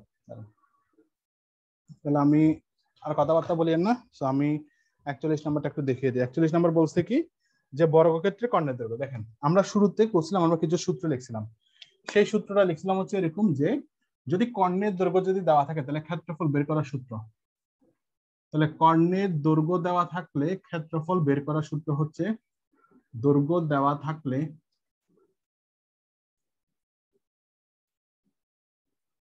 তাহলে ক্ষেত্রফল বের করার সূত্র হচ্ছে, আমরা শিখছিলাম হচ্ছে এরকম, ডি স্কয়ার ডিভাইডেড বাই 2। ঠিক আছে? ডি স্কয়ার ডিভাইডেড বাই 2 আমরা শিখছিলাম। তাহলে এই যে ডি স্কয়ার, আমাদের তাহলে প্রশ্ন কি দেওয়া ছিল, 41 নম্বরে কিন্তু আমার কর্ণের দৈর্ঘ্য দেওয়া ছিল একটা। তাহলে যেহেতু আমার কর্ণের দৈর্ঘ্য দেওয়াই আছে কত, 6 ফুট না 6 ফুট নাকি কত দেওয়া আছে, আমাদের এখানে দেওয়া ছিল 6 ফুট। হ্যাঁ, যেহেতু আমার 6 ফুট দেওয়া আছে কর্ণের দৈর্ঘ্য, তার মানে হচ্ছে আমরা যদি এখানে যদি একটা বর্গক্ষেত্র হিসাব করি, এই বর্গক্ষেত্রে এই কর্ণের দৈর্ঘ্য দেওয়া আছে 6 ফুট। ঠিক আছে? তাহলে আমাকে এখন কি বের করতে হবে, সেটা টোটাল বর্গক্ষেত্রের ক্ষেত্রফল বের করতে হবে। তাহলে টোটাল বর্গক্ষেত্রের ক্ষেত্রফল বের করতে হলে আমাদের যেহেতু বর্গের দৈর্ঘ্য কর্ণের দৈর্ঘ্য দেওয়া থাকলে আমরা সূত্র বের করবো এটা। তাহলে আমরা যদি এখন যদি ক্ষেত্রফল যদি বের করি তাহলে খেয়াল করেন, তাহলে ডি স্কয়ার, ডি মানে হচ্ছে এই যেটা কর্ণ অর্থাৎ ডায়াগোনাল যেটাকে বলে কর্ণ, ডি স্কয়ার, ডি দিয়ে প্রকাশ করি আমরা সাধারণত। তাহলে 2 এখন যেহেতু বলছে 6 ফুট, আমাদের এটা টোটাল হচ্ছে 6 ফুট, তাহলে 6s স্কয়ার ডিভাইডেড বাই 2, তার মানে 36 ডিভাইডেড বাই 2 সমান সমান 36 যদি হয় তাহলে আমাদের 18 আসবে উত্তর। ঠিক আছে, সিম্পল জিনিস। আপনি হয়তো প্রথম দিকে হয়তো বা ছিলেন না, যেখানে সূত্রগুলো লিখেন নাই, যে কারণে বুঝেন নাই। ঠিক আছে, এগুলো সূত্রগুলো লিখেছি আমি শুরুতেই। তাহলে আমাদের এখন আমরা যাবো হচ্ছে রম্বসে। সো রম্বসে যেহেতু যাবো, সো রম্বসের কিছু বেসিক জিনিস আমরা আগে শিখে আসি। ঠিক আছে,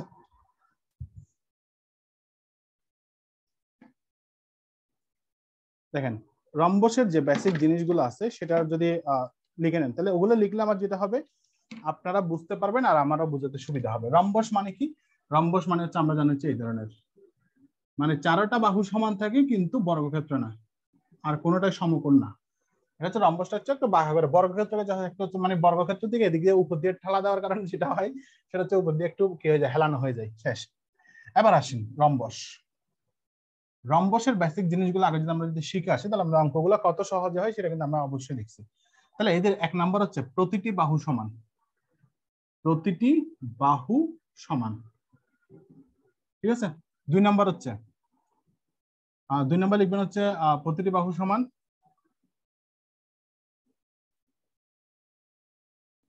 কোনো কোণ সমকোণ নয়। তাহলে এটা যেহেতু বাঁকা করে তো তার মানে কোনো কোণ সমকোণ হবে না, সেটা আমরা বুঝেই যাচ্ছি চিত্র দেখে। তাহলে কোনো কোণ সমকোণ নয়। আর যেহেতু কোনো কোণ সমকোণ নয়, দেখেন তো আমরা এখন যদি কর্ণ যদি অঙ্কন করি, বাহু সমান কিন্তু কোণ সমান না, কোণ সমান হলে আমার কি কর্ণ সমান থাকবে। যেহেতু আমার এখানে কি কোনো কোণেই সমকোণ নয় এবং কোনো কোণ সমান সমান না, সেক্ষেত্রে হচ্ছে কি আমার এখানে কর্ণদ্বয় কিন্তু অসমান। তাহলে কর্ণদ্বয় অসমান, বুঝতে পারছেন? তাহলে কর্ণদ্বয় কিন্তু আমাদের কি থাকবে, এখানে অসমান থাকবে।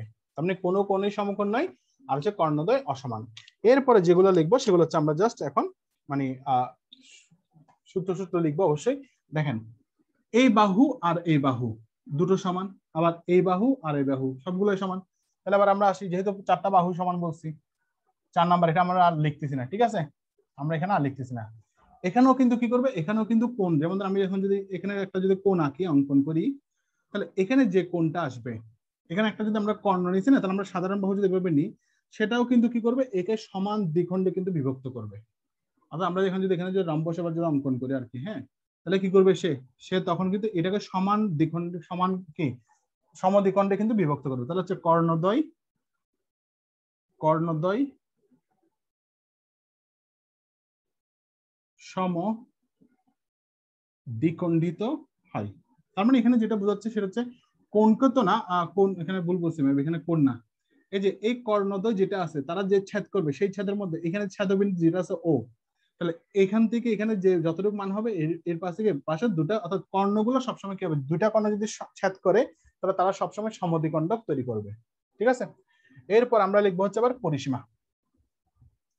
পরিসীমা, তাহলে আমরা দেখেন আমরা চতুর্ভুজে বা আয়তক্ষেত্রে বলছিলাম হচ্ছে সামুদ্রিকে বলছিলাম পরিসীমা সমান 2 ইন্টু দৈর্ঘ্য যোগ প্রস্থ, বর্গক্ষেত্রে বলছিলাম হচ্ছে 4a। তাহলে এখানে কত, এখানেও সেম, এখানে হচ্ছে যেহেতু এটা এক প্রকারের বর্গক্ষেত্র ছিল জাস্ট হচ্ছে উপর দিকে ঠেলা দিয়েছে মানে এটা কি বাঁকা হয়ে গেছে। ঠিক আছে, সেজন্য এখানে পরিসীমা কি হবে, 4a হবে। যেহেতু বাহু চারটা বাহুই সমান, তার মানে এখানে যদি বাহু যদি a হয় সবগুলোর বাহু কিন্তু কি হবে, a হবে। এবার আসি আমরা আবার আমাদের সূত্রের ক্ষেত্রফল 6 নাম্বার। 6 নাম্বার লিখবেন হচ্ছে ক্ষেত্রফল, ক্ষেত্রফল সমান, ক্ষেত্রফল সমান লিখবেন হচ্ছে হাফ ইন্টু কর্ণদ্বয়ের গুণফল, কর্ণদ্বয়ের গুণফল। তাহলে ক্ষেত্রফল হচ্ছে কি হাফ ইন্টু কর্ণদ্বয়ের গুণফল। এখন এখানে কিন্তু আবার 4a স্কয়ার করে দিলে কিন্তু কাজ হবে না, যেহেতু রম্বসের ক্ষেত্রে ক্ষেত্রফলগুলো ভিন্ন হয়। তাহলে হাফ ইন্টু কর্ণদ্বয়ের গুণফল। ঠিক আছে, বুঝতে পারছেন? তারপর লেখেন হচ্ছে আচ্ছা এতটুকু পর্যন্ত লিখলেন, এতটুকু লেখা শেষ। আমি উপরেগুলো মুছে দিই, কারণ ওই সময় আমি আগে লিখে রাখছিলাম, তো এক লাইন এক পৃষ্ঠায় মানে এক জায়গায় হয়ে গেছে, পরে লিখতে তো লেখাগুলো একটু বড় বড় হয়ে যায়। তারপর দেখেন 7 নাম্বার, 7 নাম্বার হচ্ছে 7 নাম্বার লিখবেন হচ্ছে আগের মতো, যদি কর্ণ দেওয়া থাকে, ঠিক আছে, কর্ণ দেওয়া থাকলে রম্বস দৈর্ঘ্য, কর্ণ দেওয়া থাকলে রম্বসের ক্ষেত্রফল। তাহলে এখন আমরা কি বলছি, আমরা এখানে বলছি ক্ষেত্রফল সমান সমান কত, ক্ষেত্রফল সমান সমান বলছি হচ্ছে কি হাফ ইন্টু কর্ণদ্বয়ের গুণফল। আবার বলছি কর্ণ যদি দেওয়া থাকে তাহলে সেখানে আমরা রম্বসের ক্ষেত্রফল কত বের করব, ঠিক আছে। সেখানে আমরা রম্বসের ক্ষেত্রফল বের করবো হচ্ছে এরকম যে কর্ণ স্কয়ার রুট ওভার দৈর্ঘ্য স্কয়ার মাইনাস কর্ণ স্কয়ার, ঠিক আছে। তাহলে কর্ণ স্কয়ার তারপর হচ্ছে কত, কর্ণ স্কয়ার রুট ওভার তারপর হচ্ছে দৈর্ঘ্য স্কয়ার মাইনাস কর্ণ কর্ণ ডিভাইডেড বাই 2, হ্যাঁ কর্ণ ডিভাইডেড বাই 2 হোল স্কয়ার, কর্ণ ডিভাইডেড বাই 2 হোল স্কয়ার। এই সূত্রটা লিখে রাখেন। যদি কর্ণ দেওয়া থাকে তাহলে রম্বসের ক্ষেত্রফল বের করার সূত্র হচ্ছে কি কর্ণ স্কয়ার তারপর হচ্ছে রুট ওভার ইনটু আর কি রুট ওভার দৈর্ঘ্য স্কয়ার মাইনাস কর্ণ ডিভাইডেড বাই 2 হোল স্কয়ার, ঠিক আছে। এটা কিন্তু রুটের মধ্যে থাকবে। দেখেন তারপর হচ্ছে আমাদের যেটা সেটা হচ্ছে এরপরে যেটা সেটা হচ্ছে আবার লিখবেন হচ্ছে 7 নাম্বার না 8 নাম্বার, 8 নাম্বার লিখবেন হচ্ছে আবার কর্ণ দেওয়া থাকলে বাহু, কর্ণ দেওয়া থাকলে বাহু সমান, তাহলে যদি কর্ণ দেওয়া দুটো কর্ণের মান দেওয়া আছে এখন বাহু বের করতে বলছে, তখন আমরা যেটা করব সেটা হচ্ছে হাফ ইন্টু, দেখেন রম্বসের কর্ণদ্বয়ের বর্গের গুণফল, যার সূত্রগুলো লিখে রাখেন। তাহলে হচ্ছে হাফ ইন্টু রম্বসের কর্ণদ্বয়ের বর্গের গুণফল, ঠিক আছে। বর্গের গুণফল না, বর্গের যোগফল। গুণফল হলে বহুত বড় হয়ে যাবে একটা বাহু, কর্ণ থেকেও বড় হয়ে যাবে তখন। তাহলে কি বর্গের যোগফল, ঠিক আছে।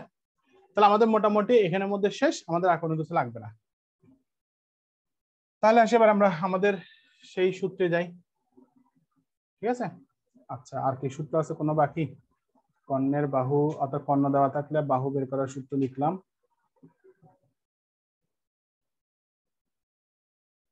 আরেকটা আছে, একটি কর্ণ ও একটি বাহু দেওয়া থাকলে, এখন তো আপনার তো একটা কর্ণ একটা বাহু দেওয়া থাকতে পারে, দেওয়া থাকলে অপর কর্ণ বের করার অর্থাৎ অপর কর্ণ সমান, তাহলে একটি কর্ণ এবং একটা বাহু যদি দেওয়া থাকে তাহলে আমাকে অপর কর্ণ যদি বের করতে বলে তাহলে আমাকে যেটা করতে হবে সেটা হচ্ছে কি, এই যে আমরা এখানে একটা লিখছিলাম না, আমরা এখানে যে কর্ণ দুটো দেওয়া থাকলে রম্বসের ক্ষেত্রে বের করার সিস্টেম কি লিখছিলাম, কর্ণ স্কয়ার ইনটু দৈর্ঘ্য রুট ওভার দৈর্ঘ্য স্কয়ার মাইনাস কর্ণ স্কয়ার লিখছিলাম, কর্ণ ডিভাইডেড বাই 2 হোল স্কয়ার লিখছিলাম না। সেম সূত্রটাই আসবে, সেম সূত্রটা আসবে, শুধুমাত্র এখানে কর্ণ স্কয়ার আসবে তখন 2 আসবে, ঠিক আছে। তার মানে 2 ইনটু এখানে আসবে কি এই যে বাহু স্কয়ার মাইনাস কর্ণ ডিভাইডেড বাই 2 হোল স্কয়ার, ঠিক আছে, বুঝতে পারছেন। তাহলে বাহুর দৈর্ঘ্য অর্থাৎ বাহু স্কয়ার মানে হচ্ছে বাহুর দৈর্ঘ্য স্কয়ার আর কি মাইনাস এটা, তার মানে এখানে জাস্ট চেঞ্জ হয়েছে কি, চেঞ্জ হয়েছে ক্ষেত্রফল থেকে চেঞ্জ হয়েছে, শুধুমাত্র এখানে 2 আছে, কর্ণ স্কয়ারের জায়গায় 2 আছে আর কিছুই না।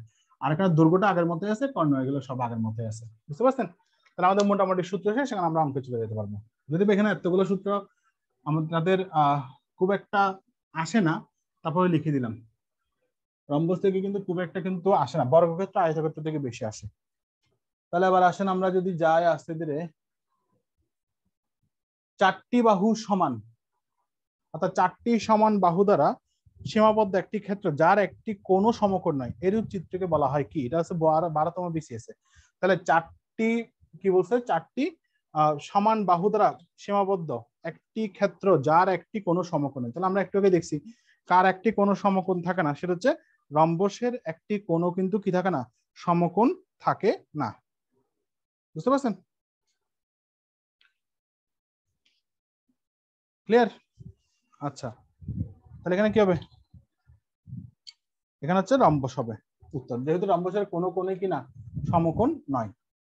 তারপর পরের অংশটাও কিন্তু আপনারা করতে পারবেন, সেটা হচ্ছে এবিসির রম্বসের এক কোণ সমান 60 ডিগ্রি হলে ডি কোণ সমান কত হবে। তার মানে 60 ডিগ্রি, 90 ডিগ্রি, 120 ডিগ্রি, 180 ডিগ্রি। তাহলে বলছে কি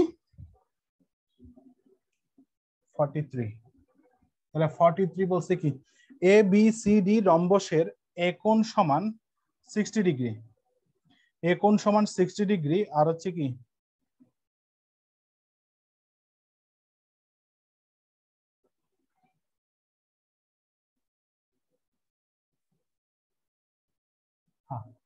একটা রম্বস আঁকলাম একটা রম্বস, ধরেন এখানে এ বি সি ডি আঁকলাম।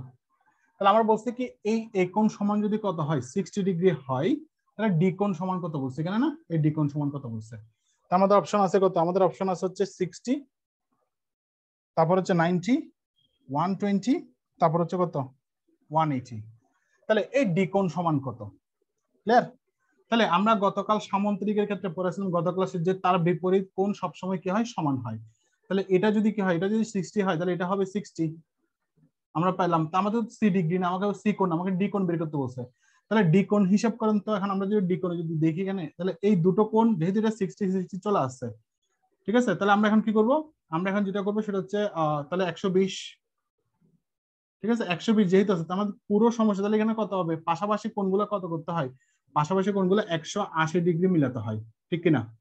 পাশাপাশি 180 ডিগ্রি, যেহেতু আমার এখানে 60 আছে, মানে এই পাশের অংশটা হবে 120 ডিগ্রি, যেটা আমার মানে 180 মিলাতে হবে। তার মানে বিপরীত কোণ সমান হবে। তাহলে এটা এই দুটো কোণ মিলে, এই দুটো যেহেতু সন্নিহিত কোণ, সো এই দুটো কোণ মিলে আপনাকে 180 ডিগ্রি কিন্তু মিলাতে হবে, পাশাপাশি কোণগুলো। তাহলে এটা 60 ডিগ্রি হলে তাহলে এখানে 120 ডিগ্রি, তার মানে টোটাল মিলে কত 180 ডিগ্রি হচ্ছে কিনা 100। তাহলে এটা যদি 120 ডিগ্রি, এখানে আপনার কাছে যদি বলে বি কোণ কত, তাহলে সেম হবে 120 ডিগ্রি। তাহলে সি কোণ কত 60 ডিগ্রি, আপনি হিসাব করে দেখেন, ঠিক আছে, সেম জিনিস আসবে, ক্লিয়ার? তাহলে এখন আমরা যদি আসি, তাহলে আমাদের কত বেরোবে, আমাদের এখানে বেরোবে 120 ডিগ্রি। তাহলে উত্তর হচ্ছে 120 ডিগ্রি 43 তে। এরপর একটাতে যাই, কারণ আর বেশি নাই অঙ্ক, তো একটু করে দিই তাড়াতাড়ি। এখানে হবে 120 ডিগ্রি।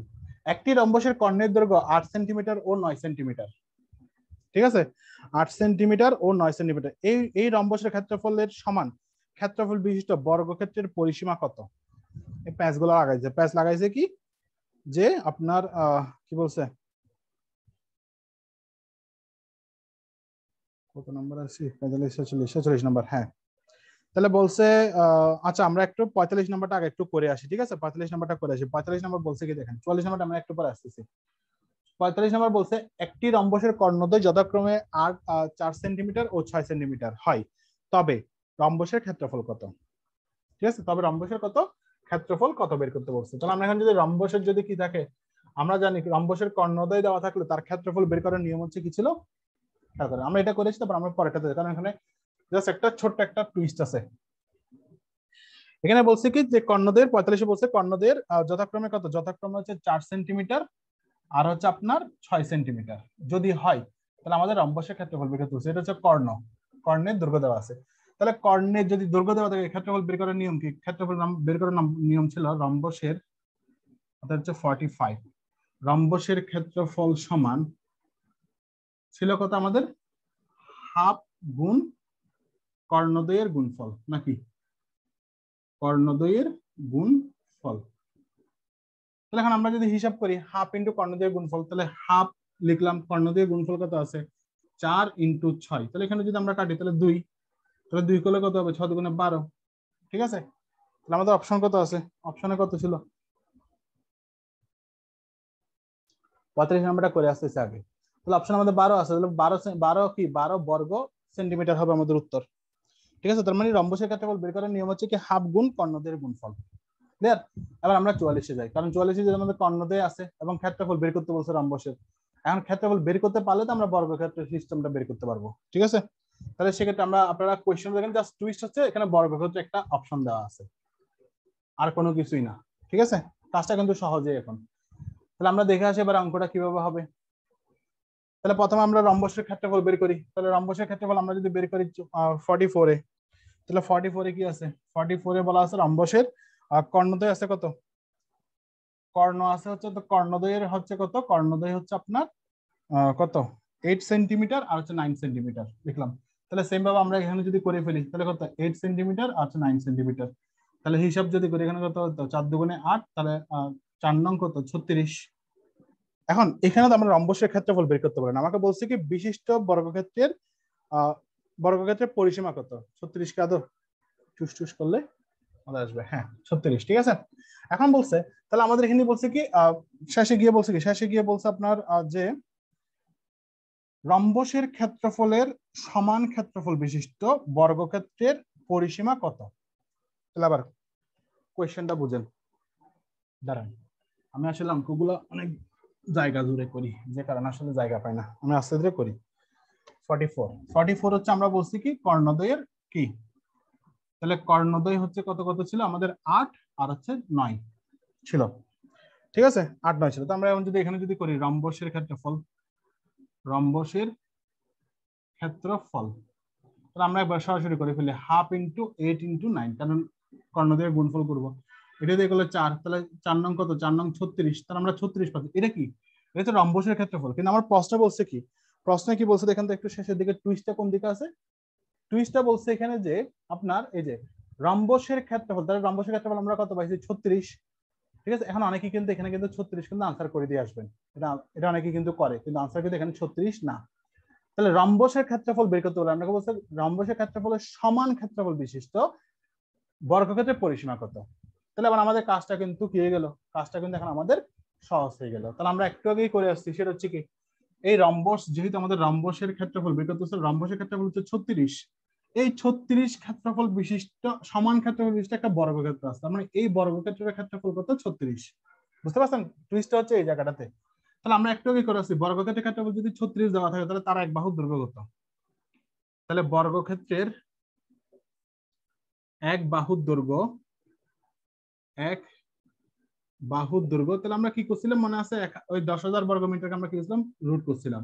তাহলে এখানে সেম কি করবো 36 কে রুট করলে আমাদের কত আসবে 6 আসবে, তাহলে 6 মিটার আসবে। তাহলে পরিসীমা বের করতে বলছে, তাহলে বর্গক্ষেত্রের পরিসীমা বের করতে বলছে আমাদের। তাহলে বর্গক্ষেত্রের পরিসীমা সমান 4a ছিল না, তাহলে 4 × 6 করবো, তাহলে হচ্ছে 24। বুঝতে পারছেন এবার। তাহলে এখানে কিন্তু 36 কিন্তু উত্তর হবে না, হবে কত 24 হচ্ছে উত্তর টোটাল, কারণ আমাকে বর্গক্ষেত্রের পরিসীমা বের করতে বলছে প্রশ্নে। ক্লিয়ার এবার আমাদের।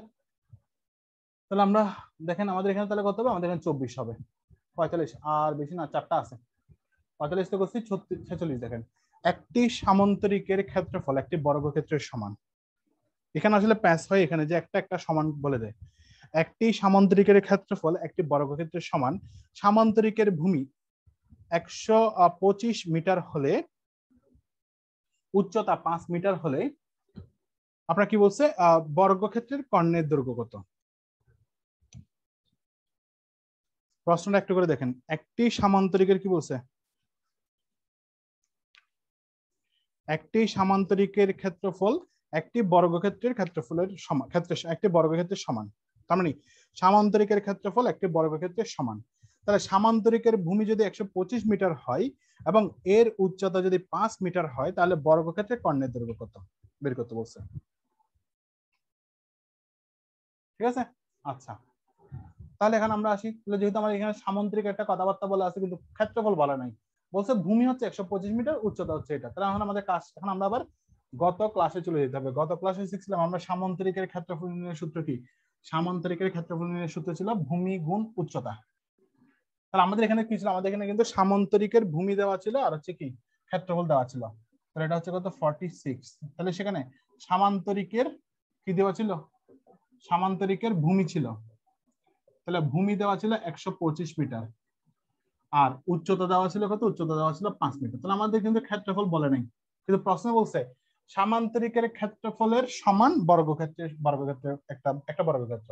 তাহলে এখন আমাদের যদি সামান্তরিকের যদি ক্ষেত্রফল বের করি, তাহলে আমাদের কি হবে, ক্ষেত্রফল সমান হচ্ছে এটা ভূমি গুণ উচ্চতা, তার মানে ভূমি গুণ উচ্চতা হবে আমাদের সামান্তরিকের ক্ষেত্রফল, সমান সমান 125 × 5 সমান সমান 625 হবে। তাহলে 625 বর্গ মিটার হবে এখানে, ঠিক আছে। তাহলে 625 বর্গ মিটার করলাম আমরা। এটা কার বের করলাম, এটা হচ্ছে সামান্তরিকের ক্ষেত্রফল। আপনাকে প্রশ্নে বলছে কি সামান্তরিকের ক্ষেত্রফল, একটি সামান্তরিক ক্ষেত্রফল একটি বর্গক্ষেত্রের সমান। তার মানে এই যে সামান্তরিকটা আমরা বের করলাম, হ্যাঁ এই যে সামান্তরিকটা আমরা বের করলাম, এই সামান্তরিকের যে ক্ষেত্রফল 625 সেটা হচ্ছে একটা বর্গক্ষেত্রের সমান বলছে। তাহলে যেহেতু বর্গক্ষেত্রের সমান বলছে, এবার বলছে কি সামান্তরিক ভূমি এটা হলে বর্গক্ষেত্রের কর্ণের দৈর্ঘ্য। এখন বর্গক্ষেত্রের কর্ণের দৈর্ঘ্য আমরা কিভাবে বের করি মনে আছে? তাহলে বর্গক্ষেত্রের কর্ণের দৈর্ঘ্য আমরা বের করতে গেলে যেটা করি সেটা হচ্ছে, খেয়াল করেন, তা আমাদের বলছে কি সামান্তরিকের ক্ষেত্রফল, সামান্তরিকের ক্ষেত্রফল সমান সমান বর্গক্ষেত্র বলছে না? এভাবে বলছে, সমান সমান সমান বলছে বর্গক্ষেত্র। তাহলে এখন আমরা যদি এভাবে যদি হিসাব করি এখন, যে তাহলে এখানে 625 আসবে। এখন আমরা যদি ধরি একটা বাহু স্কয়ার সমান, কারণ ক্ষেত্রফল বলছে, তাহলে বর্গক্ষেত্রের ক্ষেত্রফল সমান হচ্ছে 4 বর্গক্ষেত্রের ক্ষেত্রফল হচ্ছে a স্কয়ার সমান 625 যদি হিসাব করি, তাহলে এখন আমাদের দেখেন তো আমাদের এখন কাজটা কিন্তু সহজ হয়ে গেল না? তাহলে এক বাহুর দৈর্ঘ্য কত হবে? এক বাহুর দৈর্ঘ্য হবে আপনার কত? 25, ঠিক না? এক বাহুর দৈর্ঘ্য হবে আপনার 25। তাহলে এই যে 25 পেলাম, তাহলে এখন এটা কার বর্গক্ষেত্র? তাহলে এটা হচ্ছে এক বাহুর দৈর্ঘ্য হচ্ছে এখন 25 পেলাম। তাহলে যেহেতু এক বাহুর দৈর্ঘ্য 25 পিস, আমাকে প্রশ্ন বলছে কি, প্রশ্ন বলছে কর্ণের দৈর্ঘ্য কত হবে। তাহলে এখন আমরা জানি বর্গক্ষেত্রের কর্ণ সমান কত? বর্গক্ষেত্রের কর্ণের দৈর্ঘ্য সমান কত দেখছিলাম আমরা? কর্ণের দৈর্ঘ্য দেখছিলাম হচ্ছে √2a। এখন আমরা যদি হিসাব করি তাহলে আমাদের কত আসবে? আমাদের √2a যেহেতু আছে, তাহলে আমাদের কি আসবে? a সমান হচ্ছে 25 পাইছি, তাহলে আমরা বলবো কত? 25√2। এটাই হচ্ছে আপনাদের উত্তর। ঠিক আছে, তার মানে বর্গক্ষেত্রের কর্ণের দৈর্ঘ্য আমরা বের করে ফেললাম। বুঝতে পারছেন এতটুকু? আচ্ছা, দেখেন আমরা এবার আমাদের যে কোশ্চেনটা করছি সেটা হচ্ছে কোথায়, এই যে 25√2। তাহলে আমাদের বলছে কি, দেখেন আমাদের বলছে বর্গক্ষেত্রের কর্ণের দৈর্ঘ্য। আমরা কিন্তু বর্গক্ষেত্রের সম্পর্কে কিছুই বলা ছিল না, বলা ছিল সামান্তরিক সম্পর্কে। তাহলে সামান্তরিক যদি 125 এবং হচ্ছে 5 ছিল, তাহলে এখানে দেখেন সামান্তরিকের 125 5 ছিল, তাহলে সামান্তরিকের ক্ষেত্রফল বলছে। এবার দেখেন এখানে কোশ্চেনে কিন্তু যে টুইস্টটা ছিল সেটা বলছে কি এই লাইনটাতে সামান্তরিকের ক্ষেত্রফল একটি বর্গক্ষেত্রের সমান। তার মানে সামান্তরিকের যে ক্ষেত্রফল বেড়েছে আমার 625, সেটা হচ্ছে একটা বর্গক্ষেত্রের সমান, মানে হচ্ছে বর্গক্ষেত্রের ক্ষেত্রফলের সমান। ঠিক আছে, তার মানে এটা যদি 625 হয় ক্ষেত্রফল, তাহলে বর্গক্ষেত্র 625 হবে। তাহলে 625 যদি ক্ষেত্রফল পাই, সেখান থেকে আমরা এক বাহু মানে প্রতি বাহু বের করার সিস্টেম কি, ওই ক্ষেত্রফলকে আমরা রুট করি। তাহলে রুট করে আমরা যেটা করছি এখানে আসলে সরাসরি রুট আমরা অঙ্ক করা দেখাইছি। তাহলে হচ্ছে ক্ষেত্রফল অর্থাৎ বর্গক্ষেত্রের ক্ষেত্রফল সমান হচ্ছে কত? a স্কয়ার সমান হচ্ছে, যেহেতু আমার এখানে 625 বলাই আছে, 625 বের করে এক বাহুর দৈর্ঘ্য বের হইলো। আবার এক বাহুর দৈর্ঘ্য বের হওয়ার পর আমরা কর্ণের দৈর্ঘ্য জানি √a, সেটা বের করে দিলে আমরা বের হয়ে যায়। এখন দেখবেন কর্ণের দৈর্ঘ্য বের করাটা কিন্তু সহজ। কেন সহজ? আপনার পরীক্ষা যদি বলে বর্গক্ষেত্রের এক বাহুর দৈর্ঘ্য 125, তাহলে কর্ণের দৈর্ঘ্য কত? কিছুই না, 125√2। যদি বলে এক বর্গক্ষেত্রের এক বাহুর দৈর্ঘ্য 65, ঠিক আছে, তাহলে কর্ণের দৈর্ঘ্য কত? তাহলে এটার সাথে √2 যোগ করে দিবেন, আর কিছুই না।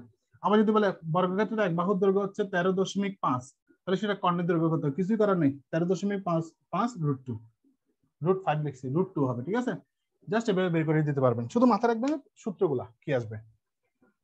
তো আমাদের এই অঙ্কটাও গেল। এরপরে আনবে 47 নম্বর ম্যাপে ট্রাপিজিয়াম আছে। দেখেন 47 দেখেন, একটি ট্রাপিজিয়ামের সমান্তরাল বাহুদ্বয়ের দৈর্ঘ্য, ঠিক আছে, সমান্তরাল বাহুদ্বয়ের দৈর্ঘ্য 12 সেন্টিমিটার ও 18 সেন্টিমিটার এবং ওদের মধ্যবর্তী দূরত্ব 10 সেন্টিমিটার হলে উহার ক্ষেত্রফল কত? ঠিক আছে,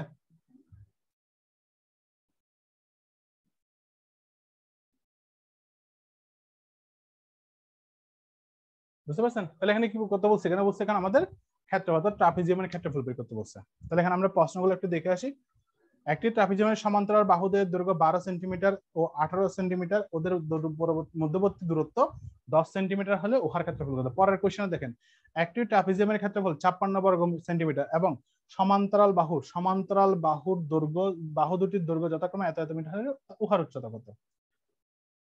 ঠিক আছে, তাহলে আমরা প্রথমে বেসিক কিছু জিনিস শিখে আসি। এটা হচ্ছে ট্রাপিজিয়ামের চিত্র, এই ধরনের ট্রাপিজিয়ামের চিত্র। এবার আমরা আসি কিছু বেসিক জিনিস লিখে আসি। লিখেন, সেটা হচ্ছে ট্রাপিজিয়াম।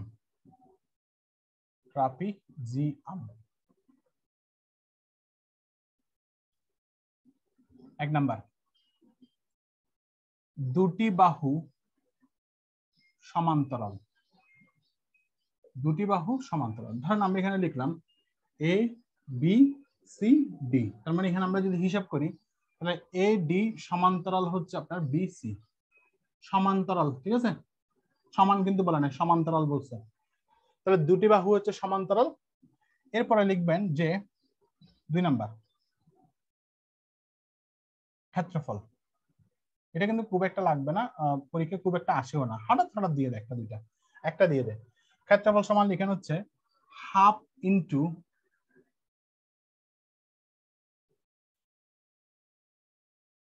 সমান্তরাল, অর্থাৎ সমান্তরাল সমান্তরাল বাহু দুটির সমষ্টি ইন্টু উচ্চতা। তাহলে খেয়াল করেন এবার, এই যে বাহু দুটো আছে সেই বাহু দুটার অর্থাৎ হাফ ইন্টু সমান্তরাল বাহু দুটার সমষ্টি আর হচ্ছে উচ্চতা। এই যে এখানে একটা উচ্চতা আছে, এখানে একটা উচ্চতা থাকবে, ঠিক আছে, বুঝতে পারছেন? তাহলে উচ্চতা, এটা আমাদের হচ্ছে ক্ষেত্রফল বের করার সূত্র। 3 নাম্বার লিখেন। 3 নাম্বার লিখবেন হচ্ছে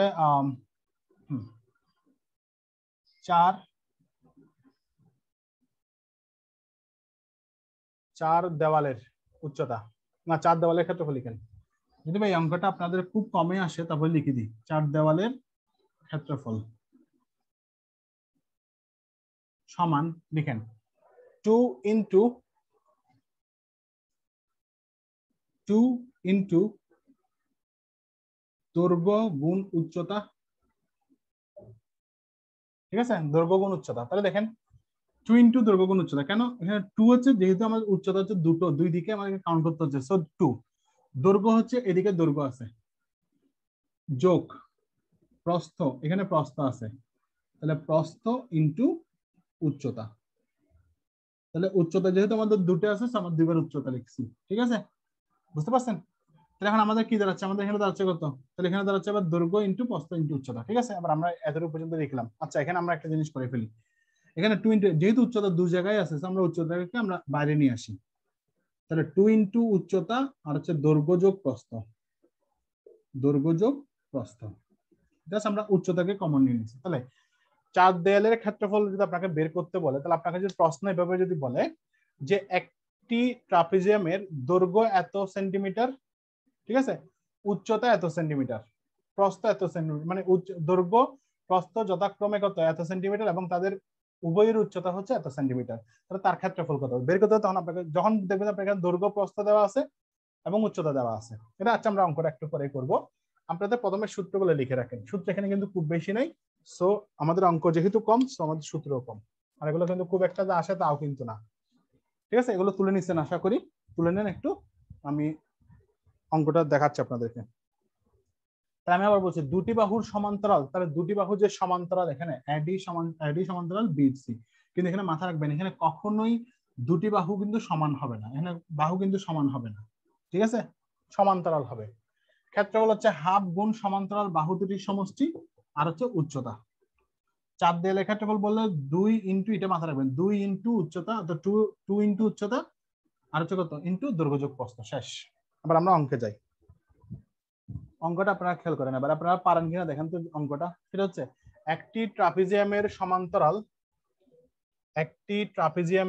সমান্তরাল বাহুর দৈর্ঘ্য 12 সেন্টিমিটার, আর বলছে কি ও 18 সেন্টিমিটার, এবং ওদের মধ্যবর্তী দূরত্ব 10, মধ্যবর্তী দূরত্ব মানে হচ্ছে কি, মানে দুটি বাহুর মধ্যবর্তী দূরত্ব মানে হচ্ছে উচ্চতা, যদি কি হয় দূরত্ব 10 সেন্টিমিটার, তাহলে উহার ক্ষেত্রফল কত, ঠিক আছে,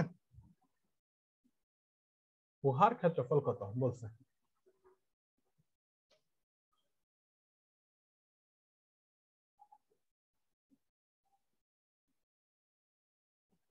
দেখেন চিত্রটা একটু করে খেয়াল করেন।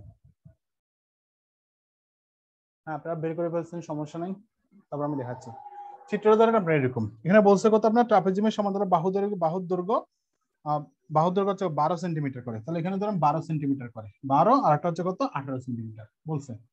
বলছে ওদের মধ্যবর্তী দূরত্ব হচ্ছে 10 সেন্টিমিটার, তাহলে এই যে মধ্যবর্তী দূরত্ব সেটার নাম হচ্ছে কত, 10 সেন্টিমিটার, ঠিক আছে। এই যে 10 সেন্টিমিটার আমাকে বের করতে হবে, মানে আমাকে বের করতে বলছে কি এদের কি বের করতে বলছে, তাহলে এদের ক্ষেত্রফল কত বের হবে। তাহলে আমাদের দৈর্ঘ্য দেওয়া আছে আর কি দেওয়া আছে, উচ্চতা দেওয়া আছে। তাহলে আমরা এখন যদি যেহেতু দৈর্ঘ্য দুটা বাহু দেওয়া আছে এবং উচ্চতা দেওয়া আছে, আমরা কি করব, আমাদের কত নাম্বার এটা, 47 নাম্বার।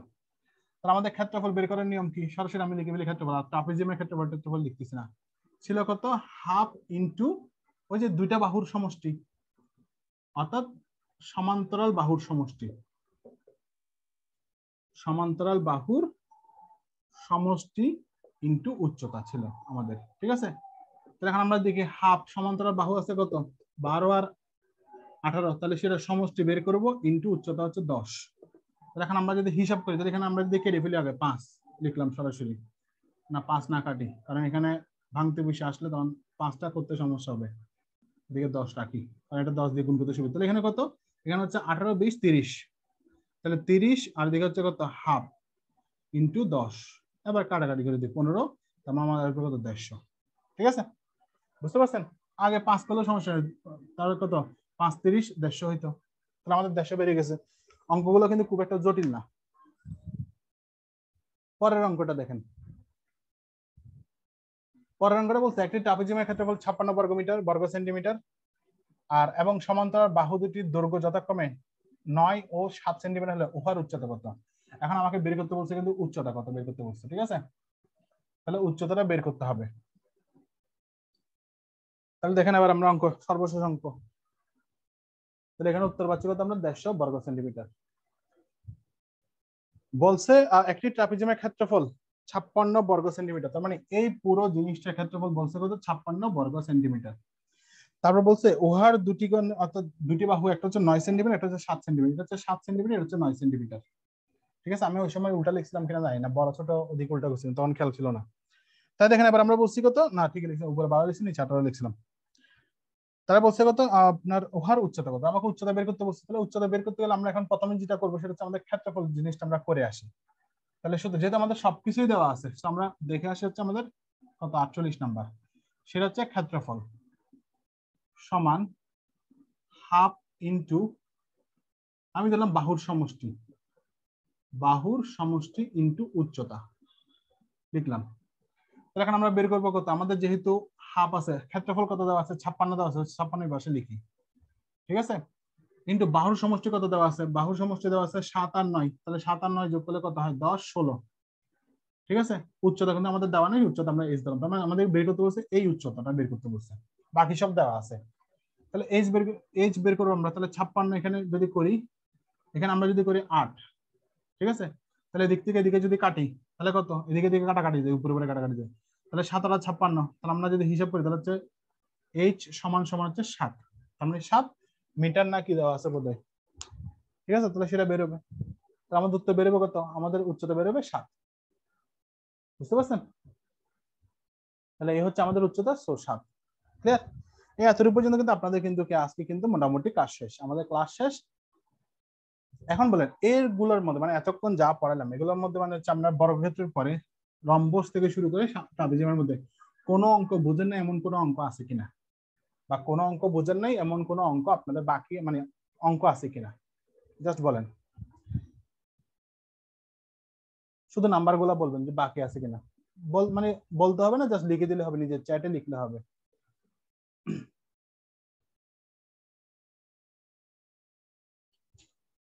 আর না থাকলে তাহলে আমি ছোট করে আপনাদেরকে ওই যে 25 নাম্বার তো সে তো বহুত দূরে,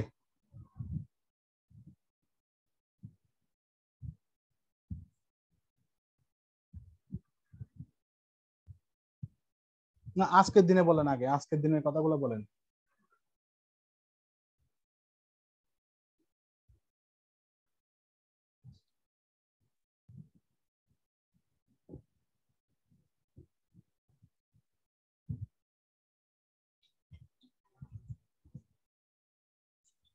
আচ্ছা আজকে সমস্যা তো আপনার কত 25 নাম্বার না,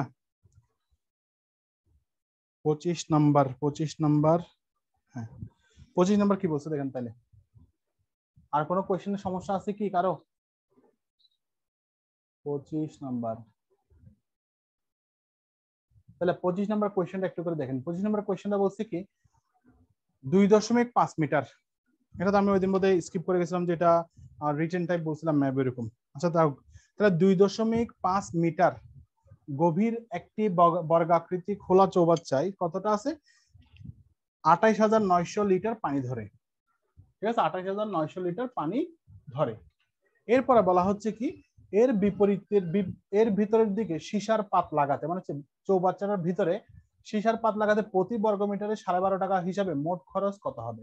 তার মানে আমার এখানে যেটা দেওয়া আছে সেটা হচ্ছে মোট, অর্থাৎ এই গভীর একটা আড়াই মিটার একটা গভীর বর্গাকৃতি দেওয়া আছে, আর সেখানে চৌবাচ্চা পানি ধরে হচ্ছে 2000, অর্থাৎ 28,900।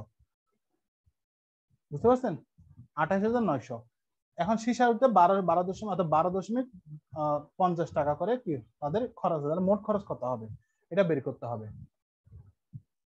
এখানে কোয়েশ্চেন গুলো পাশে একদিকে দেখানো যেত তাহলে সুবিধা হতো।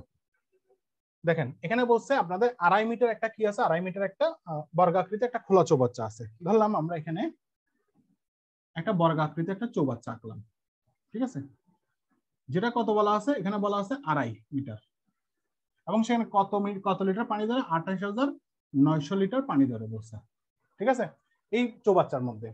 তাহলে এখন আমাদেরকে বলছে কি এর ভিতরে, মানে হচ্ছে এই চৌবাচ্চাটার ভিতরে, ধর আমি এটা কেটে দিলাম, এই যে আমাদের ট্যাঙ্ক হিসাব করে আর কি, এই চৌবাচ্চাটার ভিতরে চারপাশে আমাদের কি একটা সীসার পাত লাগাতে গেলে 12.5 টাকা করে তাদের কত হয়, 12.5 টাকা তাদের খরচ হয়। তাহলে এখন আমরা বলছে এই পুরো জায়গার মধ্যে আমরা যদি সীসার পাত লাগাই তাহলে আমাদের কত টাকা খরচ হবে। তাহলে এখন দেখুন আমাদের মূল প্রথম যে জিনিসটা বের করতে হবে সেটা হচ্ছে কি, প্রথম বের করতে হবে এটার ক্ষেত্রফল কত। এটার ক্ষেত্রফল যত হবে বের করতে পারলে আমার তত এটা দিয়ে গুণ করে দিলে কাজ হয়ে যাবে, কিন্তু বের করতে গেলেই আমাদেরকে এই লিটারটা এখন আমাকে কনভার্ট করতে হবে। তাহলে এবার আসেন আমাদের 25 নাম্বার যেটা সমস্যা ছিল বললেন আগেই। তাহলে প্রথম হচ্ছে আমরা দেখে হচ্ছে 2.5 মিটার আছে, ঠিক আছে। এখন মিটার গুলাকে আমরা চাইলে মিটার দিয়ে করতে পারি, আমরা চাইলে আবার কিন্তু সেন্টিমিটারে নিয়ে যাই, কাজের সুবিধার্থে আমরা সেটাকে সেন্টিমিটারে নিয়ে যাই, কারণ আমাদের কি আছে বাংতি বসে আছে, মানে হচ্ছে 2.5 আছে, সেটাকে কি বলছে এটা 2.5 মিটার, মিটারকে আমরা সেন্টিমিটার নিয়ে গেলে আমরা কি করি, সেটা হয় 250 সেন্টিমিটার সেমি, লিখলাম 250 সেমি, 100 দিয়ে গুণ করলে যা হয়, ঠিক আছে। তারপর হচ্ছে কথা, আমরা আবার দেখি হচ্ছে লিটার দেওয়া আছে, এখানে একটা লিটার দেওয়া আছে, আমরা প্রথমে এই জিনিসটাকে ভেঙে আমরা প্রথমে মানে রাউন্ড ফিগার আনলাম, ঠিক আছে। তারপর এখন আমরা যেটা করতে হবে সেটা হচ্ছে লিটার হিসেব করতে হবে। তাহলে 1 লিটার সমান কত, 1 লিটার আসলে সমান কত, হ্যাঁ 1 লিটার সমান হচ্ছে 1000 ঘন লিটার, মেবি না, 1 লিটার সমান 1000 ঘন লিটার কেমনে হবে, সেন্টিমিটার নিয়ে যাবো সব, তাহলে ঘন সেন্টিমিটার, 1000 ঘন সেন্টিমিটার, ছোটবেলার পড়া এগুলা মনেও নেই সবগুলা।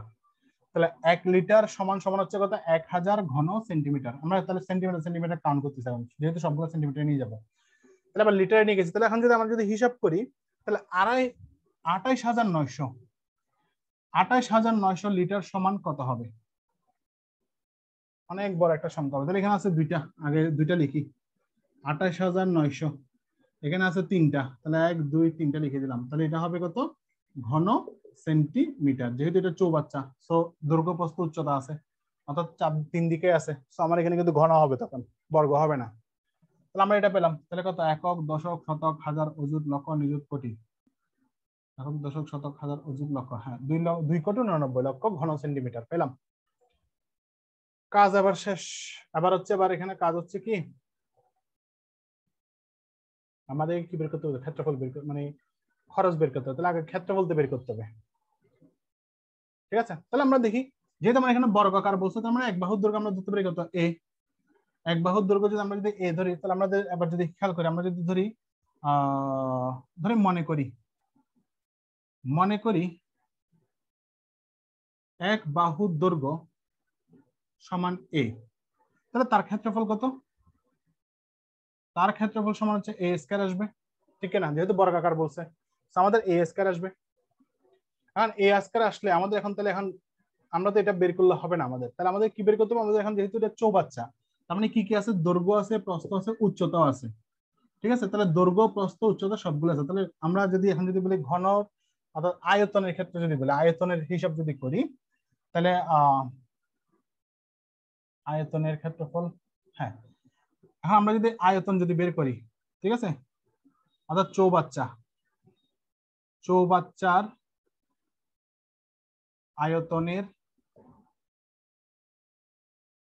ক্ষেত্রফল সমান, এখানে এক বাহু লিখছে না, এখানে এক বাহু লিখেন না, তলার দৈর্ঘ্য লিখেন, যেহেতু চৌবাচ্চা বলছে তো তলা লিখেন, আর এটা হচ্ছে তলার ক্ষেত্রফল, তলার ক্ষেত্র মানে এই যে এই তলাটার ক্ষেত্রফল বের করছি আমরা এ স্কয়ার, ঠিক আছে, তলার ক্ষেত্রফল। আচ্ছা, চৌবাচ্চার আয়তনের ক্ষেত্রফল হচ্ছে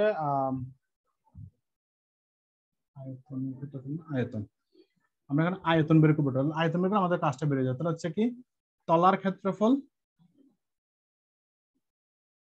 ইনটু, তাহলে তলার ক্ষেত্রফল আসবে ইনটু, তাহলে এই তলা আসবে, তলার ক্ষেত্রফল আর এটা আসবে উচ্চতা। হ্যাঁ, তাহলে হচ্ছে উচ্চতা, বা এখানে প্রথম গভীরতা ছিল প্রশ্নে, তাহলে গভীরতা লিখেন। গভীরতা, এই যে এটা গভীরতা ছিল 2.5 মিটার। তাহলে চৌবাচ্চার আয়তন, চৌবাচ্চার আয়তন মানে হচ্ছে আমাদের এখানে তলা আছে আর হচ্ছে দুই দিকে যেহেতু আমাদের এখানে আছে, তো আমরা এদিকে কি করবো, গভীরতা বের করব। তাহলে তলার ক্ষেত্রফল তো আমরা বের করে আসছি, তলার ক্ষেত্রফল বের করছি আর দিকে গভীরতা, তাহলে তলার ক্ষেত্রফল কত আছে a স্কয়ার, আর দিকে গভীরতা আছে কত 250 সেন্টিমিটার। তাহলে চৌবাচ্চার আয়তন কত এখন, তাহলে চৌবাচ্চার আয়তন আমাদের কত হবে 250 a স্কয়ার বেরিয়েছে। এটা যেহেতু রিটেনের অঙ্ক, সো আপনাকে কিন্তু ডিটেইলসে এভাবে করতে হবে, শর্টকাট নাই। তাহলে এতটুকু পর্যন্ত বুঝছেন কিনা? তাহলে আমরা এখন যেটা বের করলাম সেটা হচ্ছে এই চৌবাচ্চার আয়তন বেরিয়েছে। এখন চৌবাচ্চার আয়তন বেরিয়েছে কত 250 a স্কয়ার। বুঝতে পারছেন? এখন আমাদের চৌবাচ্চার আয়তন যেহেতু আমাদের বেড়ে গেছে, এখন আমাদের কাজ শেষ। এতটুকু বুঝছেন কিনা বলেন? মানে এতটুকু বুঝে গেছে? প্রথম হচ্ছে আমাদের যেহেতু প্রশ্নে দেওয়া ছিল, আমাদের প্রশ্ন দেওয়া ছিল হচ্ছে সেটা হচ্ছে কি আমাদের 2.5 মিটার গভীরতা, মানে 2.5 মিটার করে আমাদের গভীরতা হচ্ছে 2.5 মিটার একটা চৌবাচ্চার, এবং সেখানে পানি ধরা হচ্ছে 28,900 লিটার। ঠিক আছে, তাহলে সেগুলোকে আমরা কি করছি, সেন্টিমিটারে কনভার্ট করছি আমাদের অঙ্কের সুবিধার্থে। তাহলে 2.5 মিটারকে আমরা 250 সেন্টিমিটার নিয়ে গেছি, লিটারকে আমরা ঘন লিটারকে নিয়ে গেছি, এবং সেই লিটারকে আমরা ঘন লিটারে পরিবর্তন করছি। আবার বলছে যেহেতু আমাদের এখানে গভীরতা দেওয়া আছে কিন্তু কি দেওয়া নাই, তলার দৈর্ঘ্য নাই, মানে হচ্ছে আমরা যেটা ভূমি বলি, ভূমিটা নাই। ঠিক আছে, তাহলে যেহেতু ভূমি নাই, আমরা ভূমি ধরে নিলাম, একটা তলার দৈর্ঘ্য ধরলাম আমরা a। যেহেতু আমার দুই জায়গায় কি আমাদের দুই পাশে গভীরতা কিন্তু 2.5 সেন্টিমিটার করে বলা আছে, 2.5 মিটার করে বলা আছে। আমরা 2.5 মিটার, এদিকে 2.5 মিটার, এদিকে 2.5 মিটার, এমন না যে এটা 2.5 মিটার এদিকে কম হবে বেশি হবে, তা না, 2.5 মিটার 2.5 মিটার, কিন্তু এটা দেওয়া নেই। যেহেতু দেওয়া নেই সেটা আমরা বের করে নিলাম। এখন বলছে চৌবাচ্চার আয়তন, চৌবাচ্চার আয়তনের ক্ষেত্রফল হচ্ছে, আয়তনের করতে গেলে আমাদেরকে দুই পাশে কাউন্ট করতে, মানে সবগুলা কাউন্ট করতে হয়। তাহলে তলার ক্ষেত্রফল ইনটু গভীরতা বের করলাম, আয়তন চৌবাচ্চার আয়তন বের করতে গেলে, তাহলে সেটা আমরা করে 250 স্কয়ার করলাম। এতটুকু তো ক্লিয়ার? মানে যার সমস্যা ছিল আপনার এতটুকু ক্লিয়ার কিনা বলেন? ক্লিয়ার হইলেও বলেন, না হইলেও বলেন, তাহলে আমি সামনে আগাবো। আমি এগুলো মুছে দিই।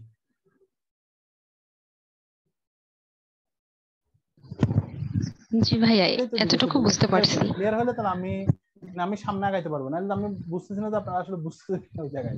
তাহলে এখন আমাদের কি, আমাদের কাজ শেষ। এখন যেহেতু জি আমাদের কি ভাইয়া, আমাদের এখানে আয়তন বেড়ে গেছে, দেখেন তো এবার এই আয়তন মধ্যে আমার এখানে কত লিটার পানি ছিল, 28,900 লিটার পানি ছিল। ঠিক আছে, 28,900 লিটার পানি এখানে ছিল। তাহলে 28,900 লিটার যেহেতু আমার এখানে পানি ছিল আগেই, হ্যাঁ, তাহলে সেক্ষেত্রে আমরা এখন প্রশ্ন মতো লিখতে পারি, যেহেতু 28,900 লিটার কোন কতটুকু জায়গার মধ্যে ধরে, এতটুকু জায়গার মধ্যে ধরে, তাহলে এখন আমরা লিখতে পারি প্রশ্ন মতে, ঠিক আছে। তাহলে 250 a স্কয়ার সমান সমান, এখানে কত পাইছিলাম 2000, ওই বাংলাকে লিখতেছে আবার 2000, 28,000 কত ছিল, 28,900 ছিল, তাহলে 28,900 দুইটা তিনটা, হ্যাঁ, একক দশক শতক হাজার অযুত লক্ষ নিযুত কোটি, হ্যাঁ ঠিক আছে, এতটুকু। তাহলে আমরা এবার করি, এই স্কয়ার এখানে আসবে, এটা এদিকে যাবে, 250 এদিকে যাবে, এদিকে 2000, এটা 1 2 3 4 5 গেল, এখান থেকে একটা শূন্য কেটে দিই। তাহলে আবার এটাকে ভাগ করে দেখেন কত হয়, তাহলে ভাগ করে যত হবে অত দেখেন কত হয়, ভাগ করলে কত হবে দেখেন। আমরা প্রথমে এটারে করি, 25 একে 25, 3 9, 25 একে 25, আপনারা একটু ক্যালকুলেটর করে দেখেন কত হয়। আচ্ছা আমিই করি, আমার এখানে তো বলার সুযোগ নাই, আমি করে ফেলি, এত বড় অঙ্কটা হাতে করতে সময় লাগবে। আর রিটেনে কিন্তু আপনার ক্যালকুলেটর দেখবে বিসিএস এ, সো টেনশন নাই। 9 1 2 3 4 5 ভাগ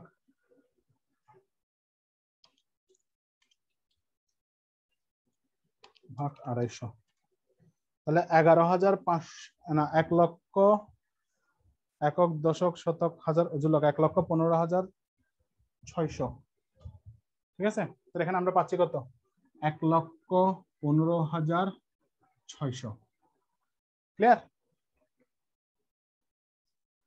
এবার তাহলে এ কত হবে? এ কত হবে তাহলে এখানে?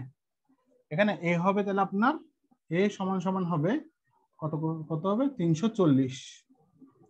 তাহলে এ সমান সমান 340 এখানে পেলাম। ঠিক আছে, এ সমান সমান আমাদের 340 পেয়ে গেলাম। এখন 340 যে কি পাইছি, 340 কি পাইছি, হ্যাঁ সেন্টিমিটার। তাহলে এই সেন্টিমিটারকে আমরা এখন কোথায় নিয়ে যাবো, মিলিমিটারে নিয়ে যাবো, মানে হচ্ছে সেন্টিমিটারকে এখন মিটারে নিয়ে যাবো আবার আগের মতো। তাহলে আগের মতো যদি মিটারে নিয়ে যাই, কারণ আমরা করবো কত, এ সমান সমান যদি করি, হ্যাঁ যদি করলে সমান আমাদের কত হবে, যেহেতু এক কত 1 মিটার সমান 100 সেন্টিমিটার, 100 দিয়ে ভাগ করলে আমার মিটারে চলে যাবে, তাহলে ইনটু সমান 3.4। ঠিক আছে, 3.4 মিটার আসবে আমাদের এখানে। তো যেহেতু মিটার আমাদের চলে আসছে, এখন কি বেরিয়ে এলো এখানে, এখানে বেরিয়ে এলো হচ্ছে এই এর মান, এখানে বেরিয়েছে এটার মান, এ সমান সমান 3.4 মিটার বেরিয়েছে এখন। তাহলে যেহেতু আমাদের এটার মান বের হয়ে গেছে, এখন আমাদের কাজটাও শেষ। তাহলে আমাদের প্রশ্নে বলছিল কি, প্রশ্নে বলছিল যে এখন কত কত করতে হবে। তাহলে বর্গক্ষেত্র এখন একটা, যেহেতু এটা বর্গক্ষেত্র ছিল, একটা বাহু যেহেতু আমাদের বেড়ে গেছে 3.4 মিটার, তাহলে আমাদের ক্ষেত্রফলটা খুব সহজে বেড়ে যাবে। তাহলে হবে কি এখন ক্ষেত্রফল, এখন এক বাহু বের করছি, এখন হচ্ছে ক্ষেত্রফল করছি। এখন আপনি চাইলে এখানে করতে পারতেন 340 মানে সেন্টিমিটার দিয়ে করতে পারতেন, তখন হচ্ছে আপনাকে আবার এটাকে 340 ইন্টু স্কোয়ার করতে হবে, তাহলে জটিল হয়ে যাবে। সেজন্য আমরা সহজে মিটারে নিয়ে যাওয়ার জন্য করছি। তাহলে এখন হবে কত, 3.4 হোল স্কয়ার, যেহেতু ক্ষেত্রফল বের করতে বলছে। তাহলে 3.4 হোল স্কয়ার সমান যদি আমরা বের করতে যাই, তাহলে আমাদের যেটা হবে কত আসবে, 3.4 হোল স্কয়ার, তাহলে হবে 11.55। ঠিক আছে, তাহলে আমাদের যেটা আসবে সেটা হচ্ছে 11.55। তাহলে 11.55 আসবে আমাদের এখানে আনসার। তাহলে ক্ষেত্রফল যেহেতু আমাদের বের হয়ে গেছে, তাহলে এখন আমাদের কি করতে হবে, চারদিকে লাগাইতে হবে না? তাহলে চারদিকে আমাদের চৌবাচ্চার চারদিকে কি করতে বলছে, সীসা লাগাইতে বলছে। কত করে, 12.5 টাকা করে হিসাব। তাহলে যেহেতু আমাদের এখন যেহেতু আমরা ক্ষেত্রফল বের করছি, তাহলে এখন কি করব আমরা, সীসা লাগানোর খরচ, সীসার পাত লাগানোর খরচ সমান, যে তোমার চারদিকে লাগাইতে হবে। ঠিক আছে, আমরা ক্ষেত্রফল পাইছি কত, 11.55 ইন্টু 12.50, যেহেতু চারদিকে লাগাইতে হবে 4। ক্লিয়ার? বুঝতে পারছেন আবার? আচ্ছা,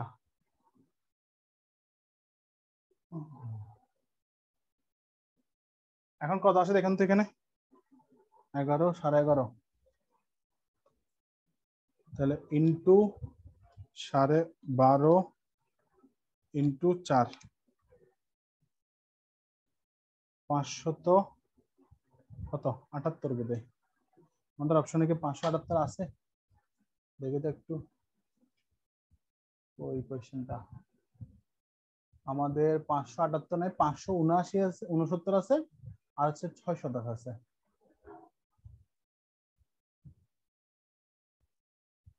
পাঁচশো 78, আচ্ছা দাঁড়ান দেখি একটু,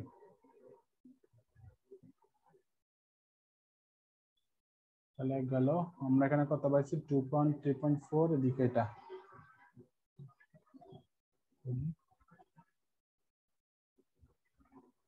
11, তাহলে বর্গক্ষেত্র হিসাবে হচ্ছে 578 গেল। আচ্ছা আর একটু অন্যভাবে করে দেখি, একটু দাঁড়ান, মানে কাছাকাছি একটা মান আসতে হবে তো। গেল, এখন যদি হিসাব করি, এখানে তো এটা পেলাম, একটা বাহু পেলাম, আচ্ছা কারণ আমরা যদি হিসাব করি আরেকটা, যেহেতু চারদিকে আছে, তো চারদিকের একটা আয়তন বের করি।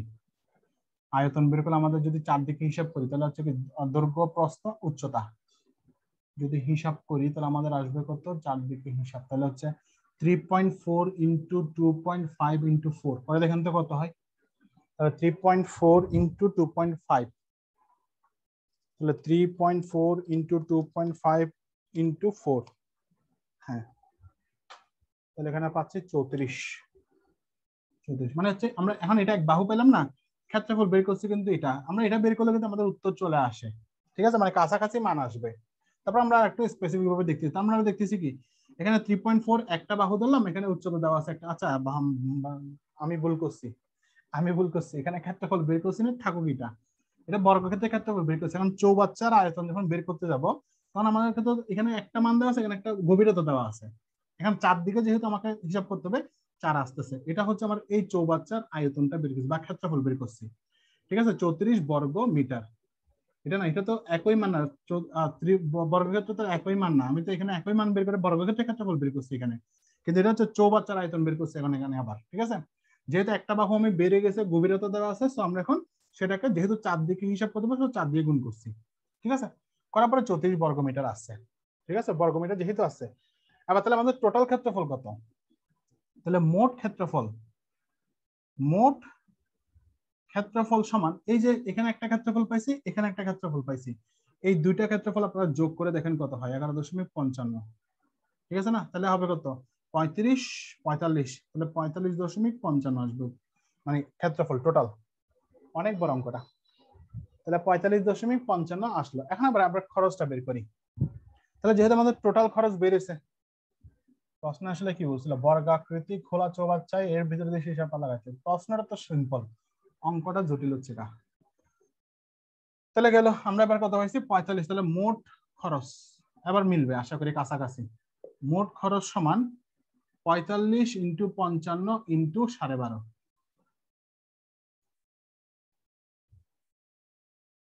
তাহলে কত হয়েছে? 45.55 ইন্টু 12.5, তাহলে 569.78 আসে। আমাদের যেটা আছে সেটা হচ্ছে 569.38। হ্যাঁ, আমার এখানে ছোট্ট একটা ভুল হয়েছিল। ভুলটা হচ্ছে কি, আমরা এখানে তো বর্গক্ষেত্রের একটা একটা কি ক্ষেত্রফল বের করছিলাম। আমরা এখানে তো এই যে একটা বাহু এখানে যখন 3.4 পাইছিলাম, 4 মিটার পাইছি, সেটা দিয়ে আমরা ক্ষেত্রফল বের করছি। কিন্তু আমার এখানে তো গভীরতা আছে, এটা তো আমরা বর্গক্ষেত্র হিসাব করতে পারবো। তখন আমরা গভীরতা আছে কত এটা, তখন আমাকে আয়তনের ক্ষেত্রফলটা বের করে নিতে হচ্ছে, যেহেতু চৌবাচ্চা। ঠিক আছে, যেহেতু চৌবাচ্চা, তো আমাকে আয়তনের ক্ষেত্রফলটা বের করে নিতে হচ্ছে টোটাল। করার পরে আমাদের এখানে যেটা আসলো টোটাল, আমরা এখন এটা যেখানে পেয়েছি 34 বর্গমিটার আয়তন, তখন এই চৌবাচ্চা আর ওই বর্গক্ষেত্রের হিসাবে আমরা যোগ করার পর যত ক্ষেত্রফল আসতেছে তত দিয়ে গুণ করলে আমাদের উত্তর চলে আসবে এখানে। ঠিক আছে, এখন এখানে প্যাচ হচ্ছে কোন জায়গায় জানেন? এই লাস্টের লাইনটা কিন্তু সাধারণত আমাদের মাথায় আসবেও না। ঠিক আছে, এটা রিটেনের অঙ্ক, আর রিটেনের অঙ্ক যেহেতু, সো এটা কততম আসলে 18তম তো আসছে। ঠিক আছে, এটা যেহেতু রিটেনের অঙ্ক, সো এটা কিন্তু একটু ডিপলি যাইতে হবে আপনাকে। এটা প্রিলিতে কিন্তু এগুলো আসে না, এত জটিল অঙ্কগুলো প্রিলিতে আসবে না। বুঝতে পারছেন? তাহলে আমাদের মোটামুটি সমস্যা আছে আর এখানে কোথাও বলেন?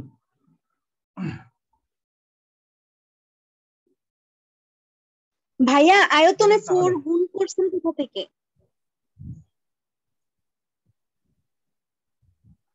আচ্ছা, ওই লাইনটা একটু মানে ওই শেষের দিকে যে আয়তনটা বের করতে হয় চৌবাচ্চার, ওইটা কিন্তু মানে করতে হবে, কারণ যেহেতু এখানে আমার এখানে কত দেওয়া ছিল, আমার এখানে একটা পাইছিলাম হচ্ছে 3.4 নিচে তল বাহু, মানে একটা তলের দৈর্ঘ্য, আর এখানে ছিল 2.5। তাহলে দুটো দুই রকম না, আমরা বর্গক্ষেত্র জানি হচ্ছে বর্গক্ষেত্র আমি চারদিকে সমান, সেটা একটা বের করে আমরা 11.55 পাইছি। তাহলে আমাকে তখন আবার এই চৌবাচ্চার আয়তনটা বের করে নিতে হচ্ছে। ঠিক আছে, চৌবাচ্চার আয়তনটা বের করলে আমাদের উত্তরটা বেড়ে যাবে, যেহেতু আমাদের চৌবাচ্চা বের করতে হবে। এবার দেখেন, মানে আপনারা যেটা বলছিলেন সেটা হচ্ছে মানে পূর্ণবর্গ সংখ্যা। ঠিক আছে, পূর্ণবর্গ সংখ্যা, আমি কিছু পূর্ণবর্গ সংখ্যা আমি আগে লিখে রাখি হিসাব করে, কারণ এগুলো তো মুখস্থ নাই। ধরেন 1024 যেটা বলছিলাম, হ্যাঁ 1024 এটা লিখছি। আরো কিছু ধরি আমি, 2916,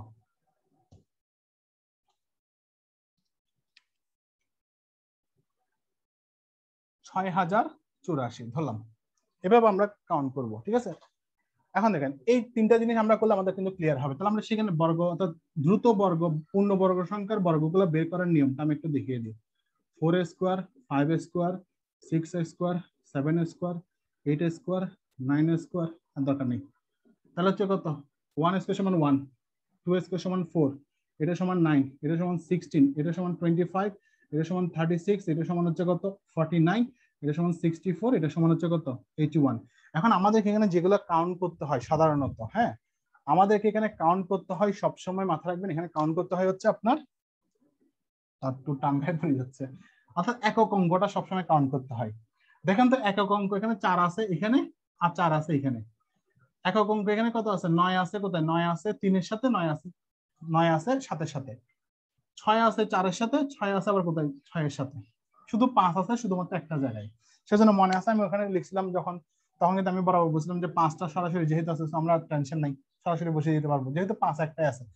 এবার আমরা দেখি এই সংখ্যাগুলো আমরা করি, ঠিক আছে।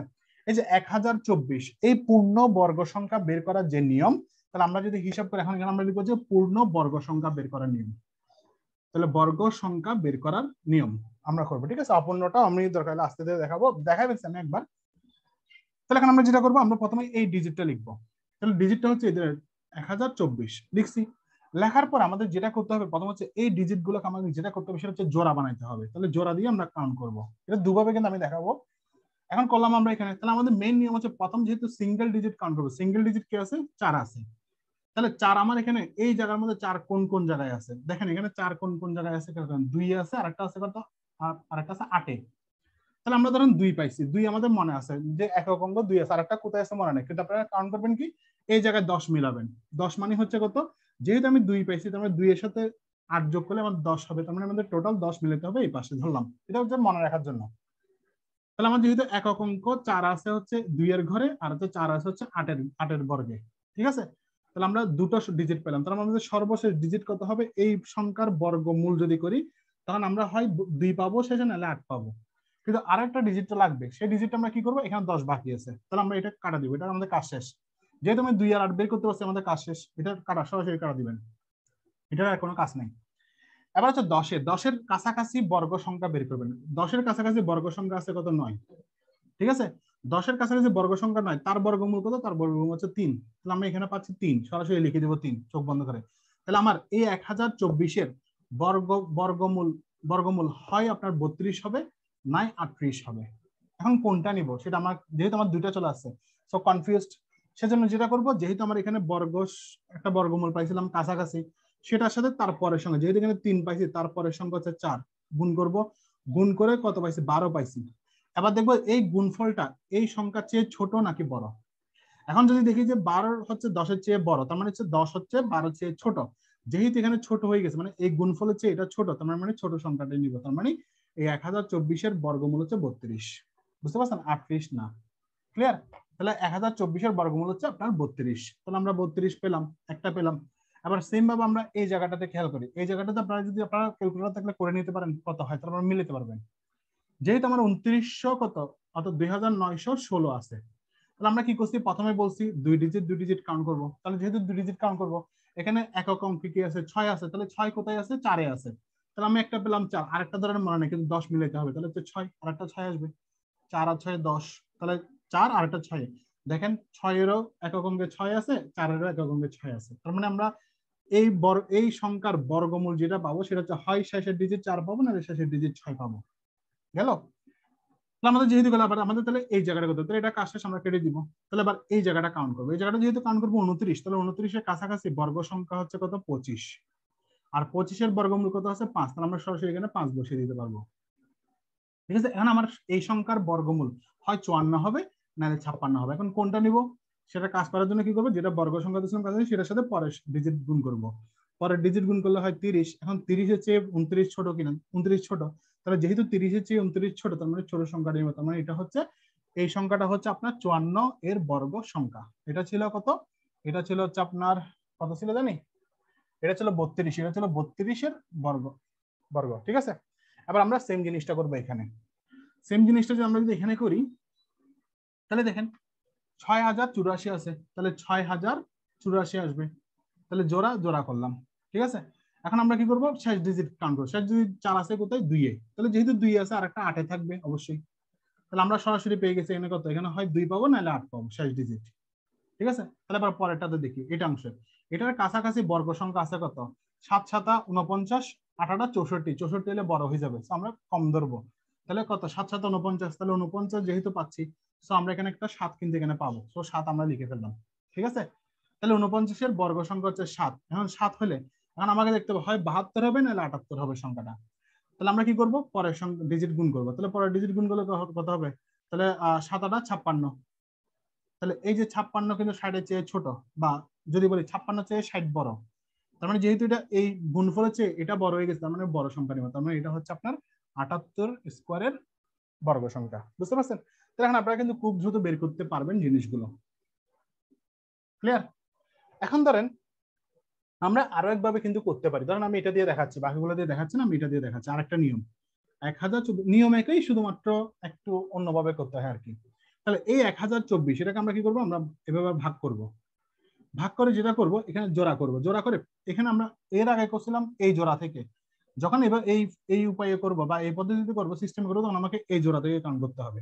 তাহলে এই জোড়ার কাছাকাছি বর্গ সংখ্যা কত আছে? 3। তাহলে 3 তিরিকে কত? 9 লিখলাম। 9 লিখে ফেলছি। আবার এখানে 1 বসাবো, কিন্তু এখানে দুইটা সংখ্যাই কিন্তু বসিয়ে দিব আমি সরাসরি, যেহেতু জোড়া। তো জোড়াটাকে আমি নিয়ে আসলাম। আবার এখানে একটা টান দিব, টান দিয়ে কি করবো, এই যে এখানে 3 পাইছি, এই 3-এর ডাবল সংখ্যা লিখবো। তাহলে 3-এর ডাবল সংখ্যা কত? 6। 3 তিরিকে 9 না, কিন্তু আবার 3-এর ডাবল হচ্ছে 6 লিখলাম। এখন এই জায়গায় আমি এমন একটা সংখ্যা বসাবো, যে সংখ্যা বসাবো সেই সংখ্যা দিয়ে কিন্তু গুণ করব।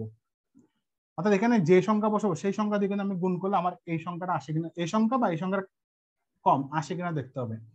আমি যদি এখানে যদি 2 বসাই, এখানেও 2 বসাতে হবে, কারণ 2 এখানে যা বসাবো তা দিয়ে গুণ করতে হবে। তাহলে 2 দ্বিগুণে কত? 4, হাতে নাই। তাহলে 6 দ্বিগুণে কত? 12। তাহলে মিলে গেছে। তাহলে আমরা এখানে 2টা এখানে বসিয়ে দিব। বুঝতে পারছেন? তাহলে এভাবেও করতে পারেন, আপনারা চাইলে ওভাবেও করতে পারেন। তাহলে আমরা পরের ডিজিটটা দেখি, 54 যেটা করছিলাম সেটা দেখি, মানে আমাদের মিলে কিনা একই নিয়মে। তাহলে দেখেন 29, 16 এই জোড়া জোড়া এখানে করলাম। তাহলে 29-এর কাছাকাছি বর্গ সংখ্যা আছে কত? 25। তাহলে 5 লিখলাম এখানে, 25 লিখলাম এই জায়গায়। তাহলে এখানে বাকি থাকে কত? 4, এখানে হচ্ছে 16। তাহলে 5-এর ডাবল কত? 10। 10 লিখে ফেললাম সরাসরি। তাহলে আবার আমার এখানে এমন একটা ডিজিট নিতে হবে যে ডিজিটটা নিলে আমাদের এই সংখ্যাটা তৈরি হয়। তাহলে এখানে আমরা কত নিব? আমরা যদি এখানে যদি ধরেন 1 নিলে 101 হবে, 101 তো ছোট।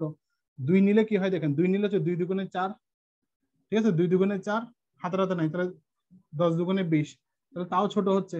তাহলে আমরা এখন যদি এখানে কত নিব? 4 যদি নিই, তাহলে 4 4 16 মিলতেছে, 4 4 16। আবার কত? 4 10 40, 40-এর একে যোগ করলে কত? যেহেতু এখানে হাতে আছে তাহলে 41 মিলে গেছে। এখানে হচ্ছে 54। বুঝতে পারছেন? এখন দুই নিয়মে কিন্তু করতে পারবেন, কিন্তু প্রবলেমটা হচ্ছে কোন জায়গায় জানেন? এই নিয়মে করলেও আপনি বের হবে, ওই নিয়মে করলে উত্তর বের হবে, কিন্তু সমস্যা হচ্ছে এই নিয়মে করতে গেলে আপনাকে তখন একটু সময় বেশি লাগবে। কেন? কারণ আপনাকে এটা ডাবল করে এখানে এমন একটা সংখ্যা কি হবে সেটা আমি জানি না, তখন আপনাকে কিন্তু কাছাকাছি করে করে কিন্তু দেখতে হবে। তার মানে আপনাকে একাধিকবার কিন্তু করতে হচ্ছে, কিন্তু অ্যাকুরেট বের হবে এখানে কিন্তু অ্যাকুরেট সংখ্যা বের হবে, কিন্তু আপনাকে করে করে দেখতে হবে, যে একটু সময় বেশি লাগবে। সো প্রথম নিয়মটা অনেকের কাছে, মানে সবার কাছে গ্রহণযোগ্যতা হচ্ছে প্রথম নিয়মটা। এটা দিয়ে আপনার বের হবে, এটা দিয়ে বের হবে। আমি দুটো নিয়ম দেখালাম, সেটা আপনি কিন্তু বের করতে পারবেন। এছাড়াও কিন্তু আরো এক নিয়ম আছে, ঠিক আছে? এটা ছাড়া কিন্তু আরো এক নিয়ম আছে। এখন অত নিয়ম শিখে দেখা যাবে আপনাদের মাথা ঘুরাবে, আমি ওই নিয়মটাতে যাচ্ছি না। ঠিক আছে? ওই নিয়মটা হচ্ছে আপনার যেমন ধরেন আপনি এভাবে করতে পারেন, হিসাব করে দেখেন 54 যেহেতু আছে, হোল স্কয়ার হিসাব করেন, এটাকে এ হিসাব করেন, এটাকে বি হিসাব করেন, ঠিক আছে? অর্থাৎ এ প্লাস বি হিসাব করে উত্তর বের করলে আপনার বের হয়ে যাবে। এগুলো মানে 4-5টা নিয়ম আছে বর্গ সংখ্যা বের করার। আমরা এত সংখ্যা দরকার নেই, আমাদের জাস্ট পরীক্ষা যেহেতু আমাদের তাড়াতাড়ি বের করতে হবে, আমরা তাড়াতাড়ি বের করবো। এখন আপনারা যদি যে কোনো সংখ্যা যদি বলেন 2 ডিজিটের বের করেন, সমস্যা কি? ঠিক আছে? আচ্ছা, আমরা ওই সময় একটা কি পাইছিলাম? আমরা ওই সময় একটা পাইছিলাম কত জানি পাইছিলাম সংখ্যাটা, ওই যে বর্গ করছিলাম তখন আমরা পাইছিলাম কত? 340 পাইছিলাম, ঠিক আছে? অর্থাৎ 2900 কত 2800, ওই যে 2 কোটি যেটা ছিল ওটা আর কি, ভাগ 250 পাইছিলাম মেবি এরকম। আমি একটু লিখে রাখি জিনিসটা, দেখি তো এটা হয় কিনা আসলে, দেখি হাতে করি না এবছর এত বড় ডিজিট। 000 পেলাম, তাই তো? না এটা না, এটা না, দাঁড়ান, 90 2 2 90 2 2 হ্যালো, ভাগ 250 ছিল, তাহলে 1,15,600, 1,15,600 এটা নাই, ঠিক আছে? হ্যাঁ এখন আসছে 340। তাহলে আমরা ধরে নিচ্ছি আমরা এত বড় একটা সংখ্যা দেখি করতে পারি কিনা, আসলে হবে কিনা আসলে দেখি আমাদের নিয়ম অনুযায়ী। তাহলে 340 যেহেতু আছে, সো জোড়া হিসাব করবো, এই জোড়া এদিকে হিসাব করবো টোটাল। যেহেতু আমার এখানে শূন্য আছে, শূন্য একটা বসেই যাবে আমার। এখন দেখতে পাই এটার কাছাকাছি, আবার এই এত বড় জিনিস যাবে হাতে করতে তাহলে ঝামেলা হয়ে যাবে। এটার কাছাকাছি সংখ্যা কত আছে দেখতে হবে। তাহলে এটা কাছাকাছি সংখ্যা বর্গ সংখ্যা যদি হিসাব করি আমরা, আমাদের পাবো কত? ওই যে 32 যেটা বের করেছিলেন 1024, ঠিক আছে? তাহলে 1024 মানে হচ্ছে 32। তাহলে 33 সমান কত দেখি এবার। 33 কত? 9। এদিকে হচ্ছে কত? হাতে নাই, তাহলে 3 3 কে 9 ইন্টু 9 9, তাহলে এখানে হচ্ছে 9, এদিকে হচ্ছে কত? 9 9 18, হাতে 1 9 10, 1089। এটা পাশাপাশি যাচ্ছে তো, কাছাকাছি আসতেছে তো, ঠিক আছে? কাছাকাছি আসতেছে। তাহলে 34 দিয়ে দেখি, 34 দিয়ে যদি দেখি এভাবে, তাহলে কাছাকাছি একটা বর্গ সংখ্যা বের করতে এত বড়, তাহলে 34 ক্যালকুলেটর হাতে করতেছি কেন, যেহেতু এটা বুঝাবো সো ক্যালকুলেটরে করি। 34 ইন্টু 34 সমান হচ্ছে 1155। হ্যাঁ, কাছাকাছি গেছে না, 1155 1156 আছে সরাসরি। তাহলে যেহেতু শূন্য পাইছি আর এটা সরাসরি কাছাকাছি আছে কত? 34 বরাবর, মানে 1156 আসতেছে। তো আমি 34টা সরাসরি বসিয়ে দিলে আমাদের কাজ হয়ে যাবে। এখন এটা ধরেন একটা মিলে গেছে, কারণ কাছাকাছি আসলেও কিন্তু আমরা ওভাবে করবো, ওই যে আগের নিয়ম যেটা করছিলাম। ধরেন আমি একটা 3 ডিজিটের একটা দেখি, আমি আপনাদেরকে বলতেছি না কি হবে, কিন্তু আমি জাস্ট বলতেছি। দেখেন এখানে 3 ডিজিট যদি হিসাব করি কত, 65,536, তাহলে 65,536, ঠিক আছে? এই ডিজিটটা আমরা এত বড় একটা ডিজিট আমরা করে দেখি। আমাদের সেম আগের নিয়মে কি করব, আমরা এখানে করবো হচ্ছে 2 ডিজিট প্রথমে নিব, প্রথমে 2 ডিজিট নিব, পরে হচ্ছে আমরা যা আছে তা বসিয়ে দিব, তা সবগুলো একসাথে নিব। তাহলে এখানে 36 যেহেতু আছে, হয় 36-এর 6 আসবে, তাহলে 6 যেহেতু আছে নাহলে 4 আসবে, যে কোনো একটা। তাহলে আমরা শেষ ডিজিট পাচ্ছি কত? 4 নাহলে 6। এবার আমার যেহেতু 5 ডিজিটের, তার মানে এখানে আমার 3 ডিজিটের বর্গ সংখ্যা হবে। 4 ডিজিট হলে, যদি এখানে যে 4 ডিজিটের হয় বর্গ সংখ্যা যদি 4 ডিজিট হয়, তাহলে আমাদের 2 ডিজিটের বর্গমূল আসবে। যেহেতু এটা 4 ডিজিটের বেশি, তার মানে 3 ডিজিট আসবে, এটা কিন্তু মনে রাখতে হবে। আর যেহেতু এখানে তিনটা বসাবো, তাহলে আমরা এখন কি করবো, এখানে এমন একটা সংখ্যা আসবে, কাছাকাছি আসতে হবে। তাহলে কাছাকাছি যদি আসি, আমরা যদি জানি, আমরা যেটা জানি সেটা হচ্ছে কত, 13 13 169, 14 14, তাহলে 25 25 যদি করি 500, হ্যাঁ 25 ইন্টু 25 যদি করি 625 আসতেছে। তাহলে 26 করে দেখি, 26 ইন্টু 26 676 আসতেছে, তাহলে মিলতেছে না। তাহলে কাছাকাছি বর্গ সংখ্যা হচ্ছে কত আমাদের? 625, তার মানে হচ্ছে 25-এর বর্গ সংখ্যা। তাহলে আমরা সরাসরি এখানে বলে দিতে পারবো 25। এখন আমাদের হয় 254 হবে, নাহলে 256 হবে সংখ্যাটা। তাহলে এখন আমরা সেম কি করব, এটার পরের সংখ্যা 26, তাহলে গুণ করে দেখবো 25 ইন্টু 26, 25 ইন্টু 26, তাহলে কত হয়? 650।